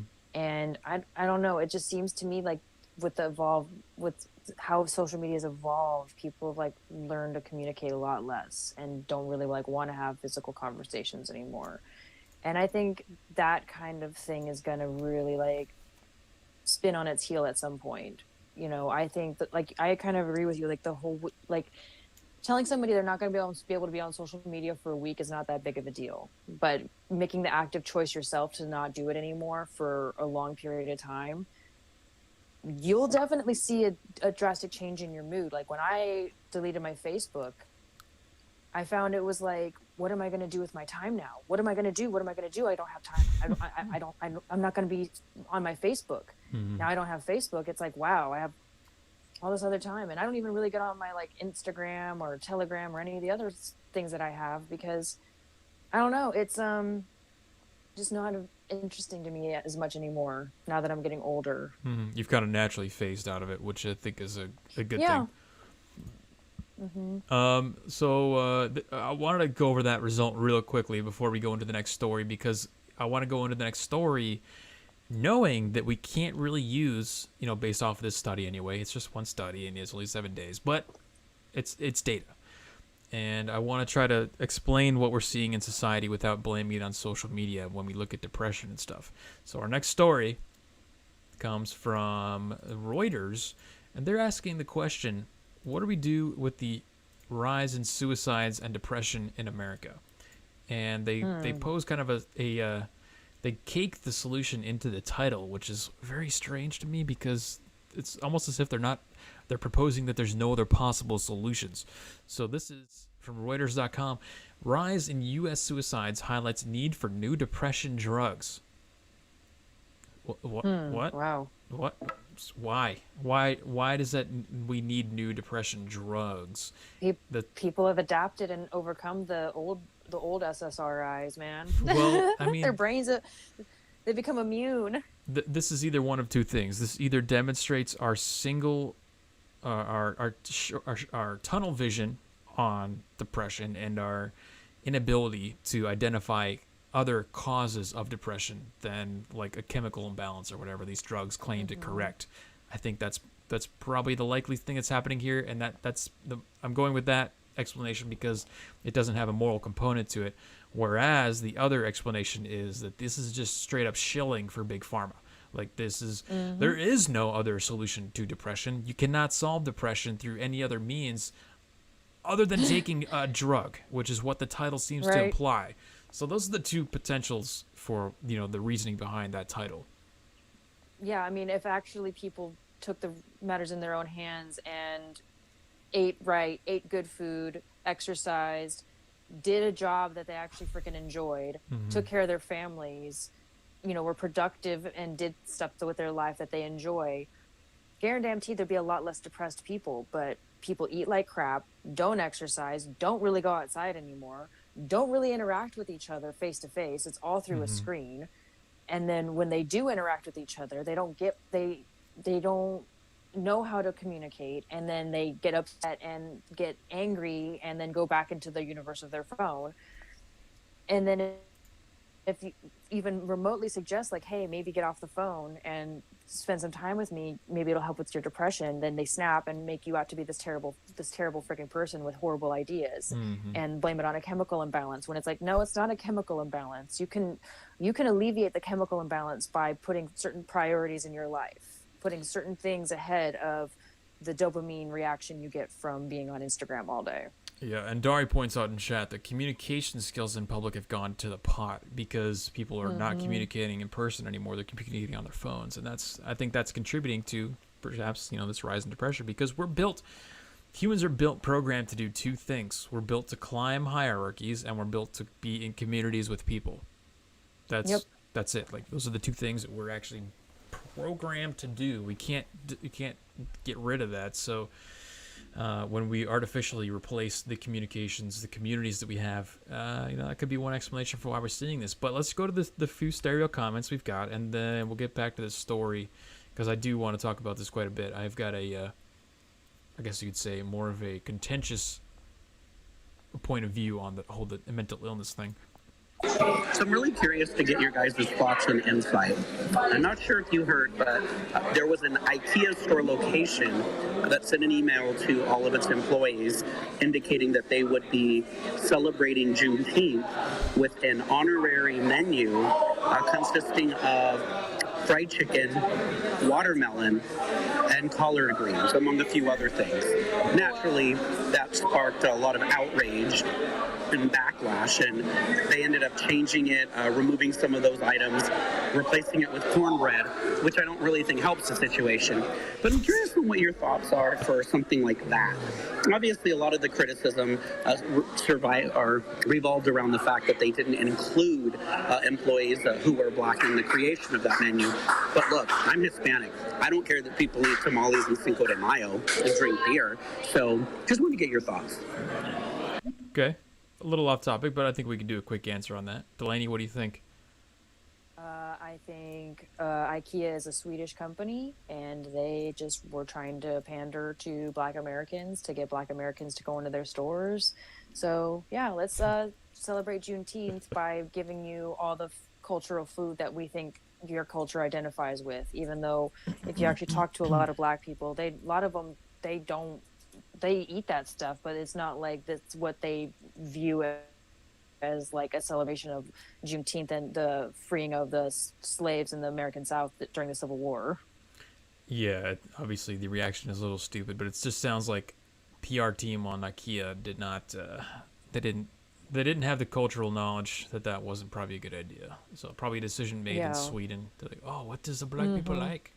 And what do the Black Americans like? Oh, fried chicken, watermelon, collard greens, and cornbread. Like, what? Okay. Yeah, totally. All right, Holly, what do Holly got to say here? There's a lot of people that I know that use social media and have absolutely no problems with the depression or anxiety or anything like that. I do believe that it has to do with how you use social media. Yeah. I mean, the way you collate your algorithm, the way you set things up, the people that you follow, the people that you choose to engage with, all of that stuff. I went through a phase where I completely cut and slashed everything in my social media, and honestly, I don't spend as much time on it anymore, and I am much happier, and I still use it.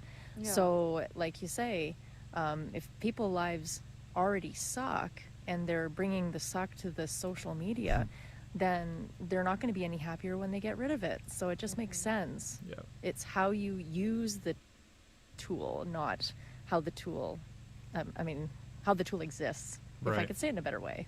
Yeah. Yeah. not the inherent nature No, of I the agree. tool. Yeah, I agree that like it is how you use it, and unfortunately, people just will follow things that they don't necessarily agree with, but they'll just follow it just to be like, oh, I'm following, so and so celebrity to I want to know what their life is like, and they kind of like try to like live vicariously through social media to understand like what are the Kardashian clan doing, like why are you following these people? You don't know them. You don't know what they're about. Like, and then I found myself on my social media, I had to unfollow a lot of things because they were posting things that I didn't agree with. So, and it was making me mad. And I recognized that this super emotional reaction I was having was not good. So I just decided to unfollow and, change my algorithm, as Holly said. I, on the other hand, specifically only follow people that say things that I hate, which is the way that I Because you're use. stronger than me, Jeremy. It's the way that I use social media is kind of like a spying tool. Well, if you're just going to tell me everything you believe and how you're going to implement that, then why would I not use that as an info gathering technique? Of course. I mean, I use Twitter constantly, a lot, every day, to consume news stories to talk about right here on the live stream. So it's a utility for me. And I'm not on there posting about.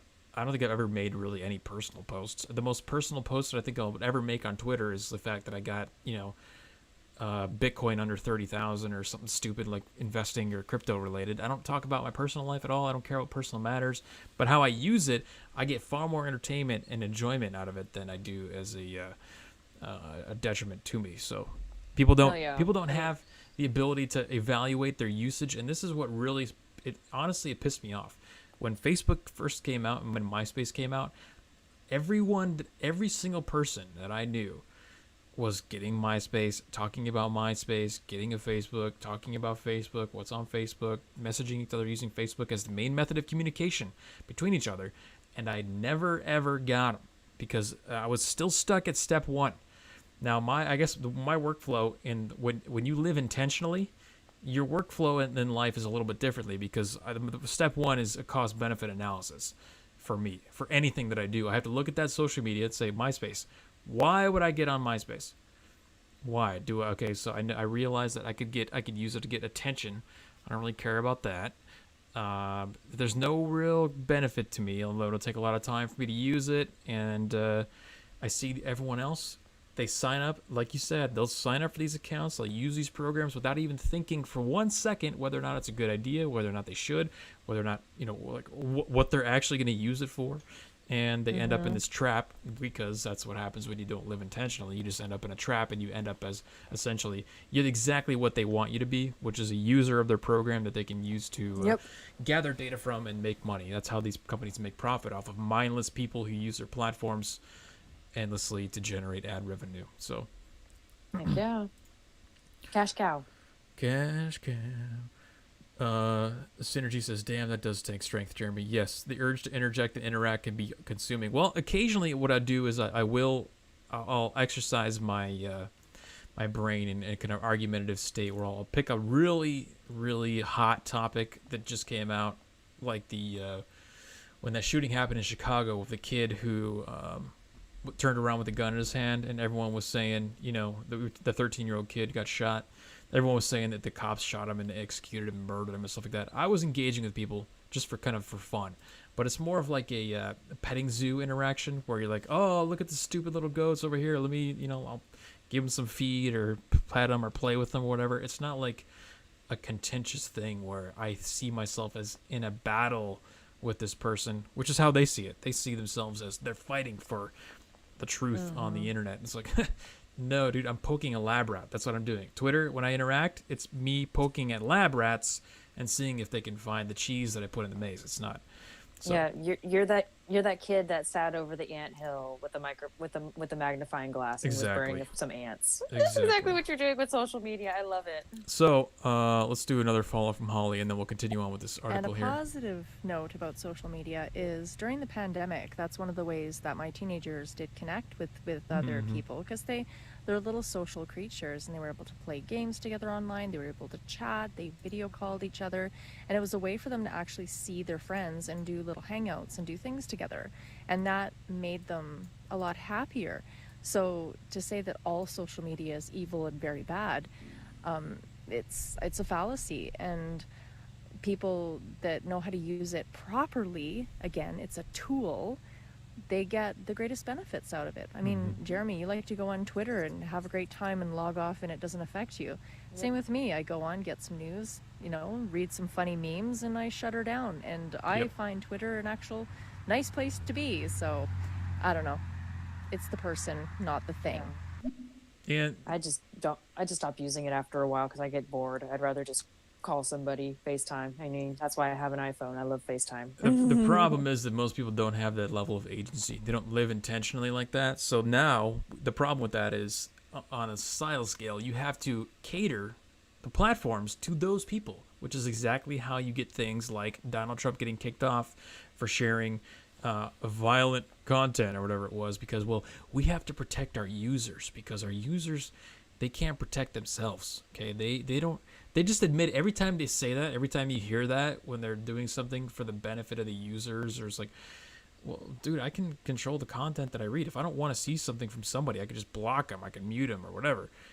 You don't have to do that for me, but they're assuming, they know that 95% of their population is people who don't have enough brain power to live intentionally in the real world, where they're just like a vegetable. They're just exposed. They can't do anything. They're just exposed to whatever elements happen to them, and they're forced to react based on the nature of those stimulus. So it's really pathetic that they come out and admit that the people who use their programs are basically just vegetables that can't think for themselves. But with that said, let's get into this Reuters article about depression here, because I can feel my bladder is starting to get to the Yes, pressure points. absolutely. You know what I'm talking about. Okay, from Chicago, a spike in suicide rates in the United States has cast fresh light on the need for more effective treatments for major depression, with researchers saying it is a tricky development area that has largely been abandoned by big pharmaceutical companies. U.S. health authorities said on Thursday that there had been a sharp rise in suicide rates across the country since the beginning of the century, and called for a comprehensive approach to addressing depression. Okay, well, I like that. I like comprehensive, but what does that mean? Comprehensive to me initially sounds like we're going to be looking at things other than drugs to actually treat this. The report was issued the same week as the high-profile suicides of celebrities Anthony Bourdain and Kate Spade. Reuters was not able to determine if either Bourdain or Spade were getting drug treatment. Kate Spade's husband. Okay, I don't care about that. So, with the availability of numerous cheap generic antidepressants, many of which offer only marginal benefit, developing medicines for depression is a tough sell. Drug makers have 140 therapies, drugs. I don't know. They use the word therapies as a euphemism. Drugs in development targeting mental health issues, including 39 aimed at depression, according to Pharmaceutical Research and Manufacturers of America Trade Group. That compares with the industry's work on some 1,100 experimental cancer drugs, which can command some of the highest prices. So, some say antidepressant drugs take too long to become effective, if they are effective at all. About half of people with depression fail to respond to current drugs, says Dr. Husseini Manji, global head of neuroscience at Johnson & Johnson. Johnson & Johnson. Good old J&J. So, if you read through the rest of this article, there's no other offer of solutions aside from experimental drugs like ketamine, where they'll say J&J's esketamine targets treatment-resistant depression, so they're calling it esketamine. It's similar to ketamine, which is used as an anesthetic and to relieve pain, and often abused as a recreational party drug with a street nickname Special K. The company expects to file for U.S. FDA approval of esketamine, a rapid-acting nasal spray, this year. So, okay, there's good and bad aspects to this. Yes, I do like the idea of, looking at things like ketamine, which are more of like a psychoactive compound where you're giving yourself like a hallucinatory experience to try to get over this. And they're looking at things like MDMA and even, I think, LSD for getting over mental illnesses like this. But still, the principle of looking for an external source to fix your problem is not the correct path, or at least not the first path that you should take. I don't know. What are your thoughts on it, Delaney? Well, I mean, my thoughts are like what I said at the very beginning of what we started talking about. Like, we need to. Nowhere in this did they ever say like out, not using drugs as a way to treat your depression. Go outside, go for a walk, do some exercise, eat good food. Don't eat junk food, because the food that we eat, we know directly affects our mood, directly affects our health, like mental and physical. And if you don't feel good physically, you're not going to be mentally feeling good either. So when they don't even mention these kinds of things, they just want to pump drugs, even more drugs into us. It's very, I don't like it. But I do know people who talk about ketamine and the benefits to it. But at the same time, if you want to do it, pickle your brain all you want. I just think that putting even more drugs into our systems is not a very good long-term solution to help with the depression and suicide rates that we're seeing now. Because think about it, back in the day when all they had was a radio to sit around and listen to, were people like depressed and killing themselves at the rates that they're doing now? With all the technology and all the things that we have now, like, look at how high our suicide rates are. If anything, life has gotten so easy that people just don't have anything to live for, so they're killing themselves. It's sad. Yeah, that's actually a big part of it. I think we looked at some other studies previously that showed that, people, men in particular, get super depressed when they're not overcoming challenges, when they're not, and you need that. Like, in life, especially in American life, in modern 2021, removes all challenges for you, so that you don't get the satisfaction of overcoming those. So that's more of a philosophical explanation as to why we're seeing depression on such a large level that it is right now. But I think a lot of chat agrees with you too. We got like Matt, he's saying regularity, sobriety, sun, life habits first. Tomasi says take a jog, not a pill. Consistency, doing things and having a consistency in your life. That's what really helped. Like, because I've been to like therapy before, and one thing that all the therapists that I've ever had, they all never put me on drugs, because I had good therapists that were like, no, we don't want to get you all, whacked out on antidepressants, because you don't need it. You're young, you're healthy, you are capable, you're smart, you can totally figure this out without having to resort to being on drugs. Yeah. And they all always suggested diet, exercise, and consistency. Going to school, doing something with your life that gives you happiness, gives you gratification in some way, shape, or form. Yeah, there's a deeper level of gratification that we need. It's all about short-term, instant gratification now, and we don't have nobody has any big aspirations, projects, goals that allow them to forego the daily little small things that kind of grind you down. When you have a big project or something that you're working on the side, that you're making movements, advancements, progress on, the small stuff doesn't really matter, really, honestly. Like, when you go through life and you have small things that happen throughout the day, at the end of it, you're like, okay, well, whatever. At least I can work on this tomorrow. I know I can do this. I'm gonna achieve this thing on this big project that I'm working on, whatever it is. Yep. Now, I do have to say, the drugs can be used as a tool for short-term kind of solution finding, where if you need immediate relief from this kind of stuff, drugs are probably a good solution to take for you to figure out what's going on and how to fix the core root cause, because the drugs do not address the root cause. And what people don't talk about are things like sleep patterns, your diet, nutritional deficiencies, which are probably the main source of a lot of this kind of stuff, the mental illness we see Vitamin nowadays. deficiencies. Nutritional deficiencies, people have no idea how deficient they are in vitamins and minerals and nutrients that your body needs, your brain needs to operate properly. And this is the problem. This is why I get a little pissed off about it, because they don't ever really make any effort to look into why this is all happening. There's people who will just be told that they need to take a drug, and then they will just stay on that drug forever.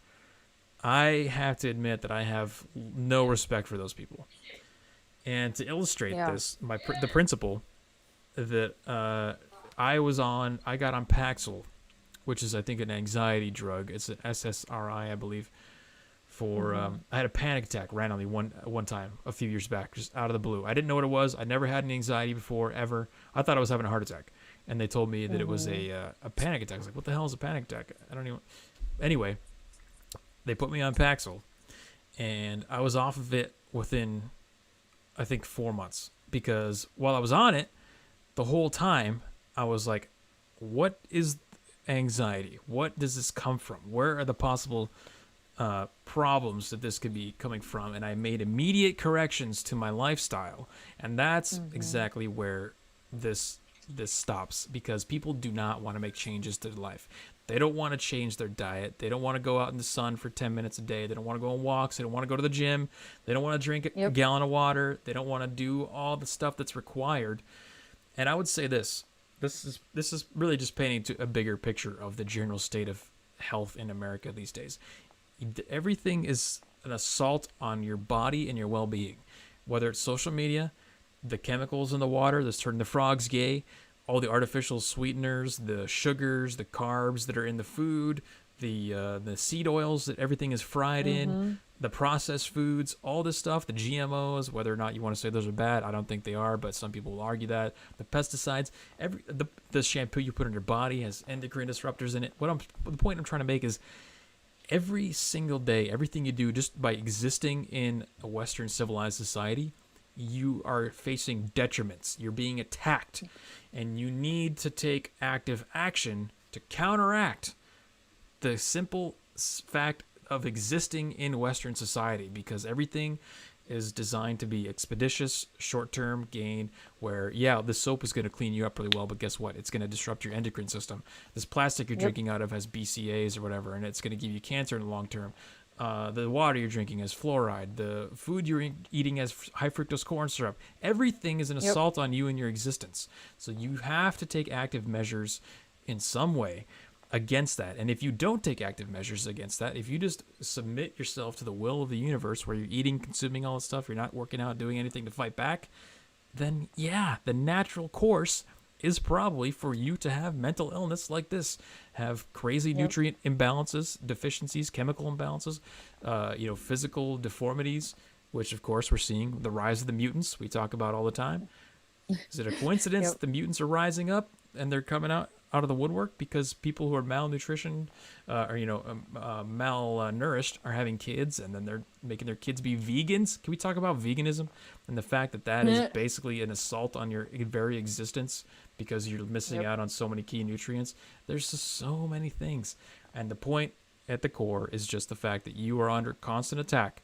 Okay, everything you do is constant attack in Western civilized society, and you have to take active measures to just get to a balance of a 0 point where you're equaling out at 0. You have to go be above and beyond by doing research, by doing, going to the gym all the time. If you want to get in the green, getting in the green and being in the green mental health wise and physical health wise is hard work.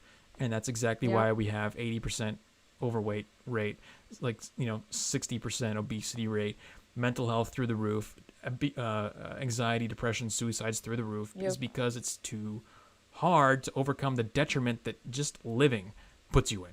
Yeah. Well, I think about back in the old times, like I said, when all they had was the radio to listen to. They didn't have TVs. They had newspapers, but these people were building this country. They were working hard and, finding new ways to make life a little bit easier. And now that life has gotten so easy, people go to work and they do work hard, but then as soon as they come home, what do? They sit in front of the TV and consume legacy media, or they sit in their phones and scroll through Facebook and scroll through Instagram and Twitter. And they just find things to kind of be depressed about instead of getting up and building something or doing something. Like one of my family members, he wakes up at 4:30 in the morning every single day, works out. Even though he's retired, but he's one of those people that just can't retire. He's just very much programmed to just be doing something constantly. He's building something, he's fixing his car, he's, working, he's doing payroll for his business. He's constantly keeping himself busy. And he's one of the happiest persons I know, even in the society that we live in where everybody is just depressed and, committing suicide and all this stuff. He's the happiest person I know. And I think it has to do with the fact that he eats right, exercises, works hard, doesn't complain, and just keeps himself busy and doesn't have time to sit there and worry about trivial things that don't really affect him. Yeah, and we formulate our solution, or my solution. I don't know if you want to co-own or sign on to my solution or not. I don't know how exactly you feel about it, but going into more of a situation where you're going to smaller communities, and you're helping out people who you're with just on a daily basis, and you have direct impact on other people's lives. You're being productive because there's responsibilities that you have that the rest of the people you're living with in the community are relying on you for. When you're relied on, which nobody is anymore, you get a sense of satisfaction from fulfilling that. And even small things like, I'm helping my buddies out by doing some housework, doing some renovations, and it seems like an above and beyond thing these days to do that for other people. But really, that should be just a normal day-to-day thing. Like, oh yeah, you want to do some renovations? Yeah, no, I know how to do cabinet work. Let me help out with that. Yep. And that's going to help. That's should all be caked into how society is structured and designed. But we've forsaken all of that for instant gratification, isolating people into individuals, and it's no wonder that you see spikes in suicide rates. And spoiler alert, folks, the drugs aren't going to fix it, okay? The drugs are not going to fix it. I always believe in, the individual rights of a person to do what they want. But at the end of the day, we are all in this together. And what'll help people, not be so depressed is if they actually, get off their butt and do something and help people and, help their community, help their family, help themselves. Helping other people can help yourselves. I think my grandpa actually told me this. It's because my grandpa is one of the happiest persons I know, and he always told me, you can't be depressed if you're constantly doing something. It's hard to sit there and be depressed if you don't have time to sit there and really be depressed about stupid things. How many people do you think were depressed when they were subsistence farming, when all of the world was subsistence farmers, when you had to go out and work the farm every day and milk animals and do leather working and make candles and all that? Nobody was depressed. Even when the Black Plague was going around, people were dying left and right, and they're like, oh, off to work today, I'm gonna make some horseshoes, because they had purpose that was superseding everything else that was going on in their lives. And like Dari says in chat, keeping your mind busy. But it's not even that. It's not like in a distraction sense. It's just that you have a purpose. And nobody has purpose anymore, which is a big part of it. Or people are just really lost about what their purpose is and don't know how to find their way.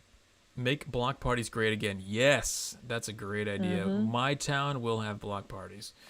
What's up, MA? Welcome. He says, she says, there's so much in our control. Depression is a trick and our brains play on us. So that's the other interesting thing, is we have never had much more information or more ability as an individual, as you or I could Google and look at studies and information and data and figure out. I could do I did a DNA thing, right? So I found out I have a variant of a gene that affects the way that my vitamin D gets consumed. You could go to that length of information. You can have that now. Anybody can have that. Nobody had that before. We have more information at our fingertips to help solve these problems, and people are not taking advantage of it. That's what really kind of pisses me off about all this stuff, because I gotta admit, man, when I see people who just take drugs and they don't make any effort to solve the problem, I'm just like, you know what? You get what you deserve, dude. If you don't want to take any effort to try to fix what you got going on at the root level, then live with that problem forever, because honestly, you probably can't help those people anyway. Yeah, absolutely. But that's just my tough love side. I'm sure the feminine is much more nurturing and caring, and they would want to, the mother of the family would offer them assistance, whereas I would say, go out to the wolves, and if you don't come back, then whatever. I want to offer assistance, but I don't think drug therapy is the end all be all for every single person. I think a lot of people who are depressed could really drastically help with their depression if they actually found their purpose and lived life with purpose and was happy with the purpose that they found for themselves. Yeah, in general, I would say, as Osa says in chat, people were too busy struggling to live rather than wishing for death. It's ironic. Back in the day. Now it's so easy to live that people wish for death. Man, How profound is that? That is. It tells you something about kind of- psychology. The rubber band is stretched too far. We need to find a balance. Okay, we can't just go for unimpeded, unabashed ease and softness and safety. We need a balance. That's why I talk about implementing intentional adversity into your life. Okay, because you need to have challenges for that. So I think we've covered this quite well, and I could rant about this for a long time, just because this whole drug thing really gets me going, and the mental health stuff. There's so many things people can be doing to fix this. I would bet that like 98% of America is nutrient deficient massively, and that's, if you're not even looking to address something as simple as what you eat, or if you could take some supplements, then you get what you deserve. Yeah, for real. Okay, well, with that, I think we got a couple stereos. We got one from Paul, one from Holly, and then we'll wrap it up. There's a lot to unpack. Anytime you bring up central nervous system drugs, especially those dealing with depression, and I could rail about the medical industry also, but y'all gotta look up Michaela Peterson. She has a YouTube channel, and she had some guests talking about anti-depression drugs. I'm saying that in the worst way possible. But this is straight out of my Lean's Pharmacology for Nursing Care. Despite the widespread use of CNS drugs, knowledge of these agents is limited. Much of our ignorance stems from our anatomic and neurochemical complexity of the brain and spinal cord.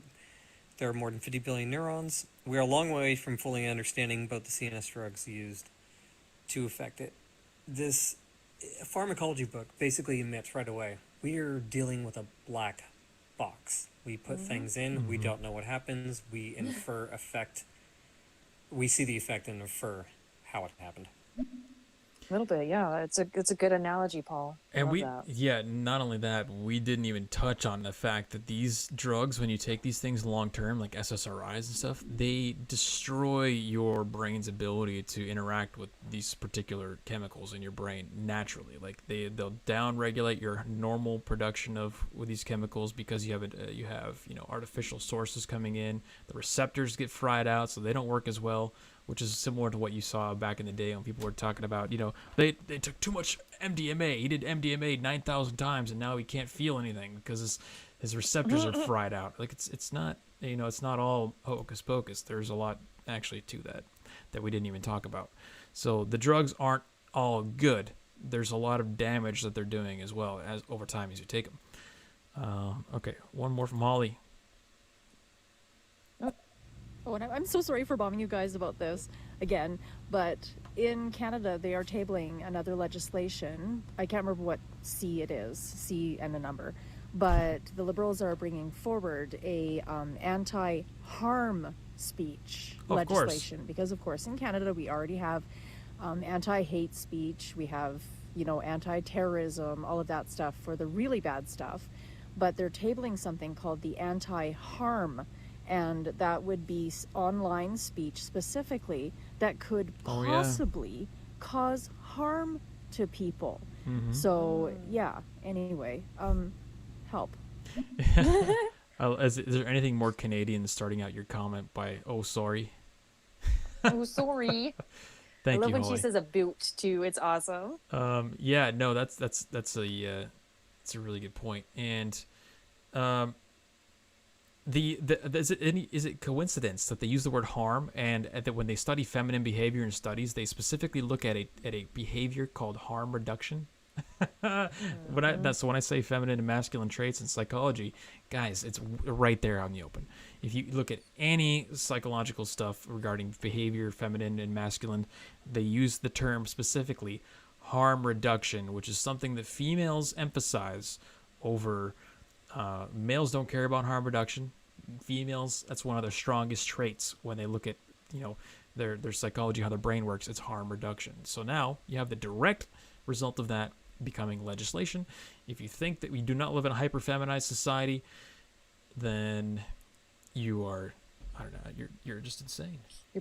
You're pretty blind if you're not seeing it. But there's lots of people like that vegan we had a couple weeks ago that tried to debate us about Sweden and how well they're doing when they have like the highest suicide rate in the world. Oh yeah. Hey, what's up, Phil? Glad you stopped by, man. We are wrapping it up, but it's okay. Synergy Yeah. says the guest on Peterson's video, because he mentioned Michaela Peterson's video, says the SSRIs are a great tool within the constraints of the studies, which last 2 to 4 weeks, but people are prescribed them for months, years, decades. Exactly. That's exactly why I only took mine for like 4 months, because I knew that this was not something that I should be on long term, and I was looking frantically the entire time I was on it for the solution and the root cause. And you would be happy to know that I did discover the root cause. I made the changes I needed to, and guess what? No more anxiety ever again. So people, that is available. That ability is available to everyone, but they just choose not to take it. So it's sad. Yeah. Sad stuff. Sad. And with that, folks, we are almost 2.5 hours. I knew we were going to go long with the depression stuff because it is a topic that I love talking about, but we got to wrap it up now, because we're going to have to go to the hospital for our bladders if we don't end it shortly. So you guys know where to find us. Tuesdays and Saturdays, 7 p.m. PST, right here on youtube.com/Weekly Narrative or stereo application. Follow at Weekly Narrative. You can listen to us there, drop comments like you heard from our lovely participants and viewers this evening. With that said, we'll see you on Tuesday. Yep, I'll see you guys on Tuesday. Have a lovely evening. Go for a walk, eat right, drink lots of water. That's right. Get some sun. And don't get some sun. That's best solution to your depression is through you, not through drugs. Yes. Well said. See you guys on Tuesday. Have a good night. Bye, everybody. Bye-bye.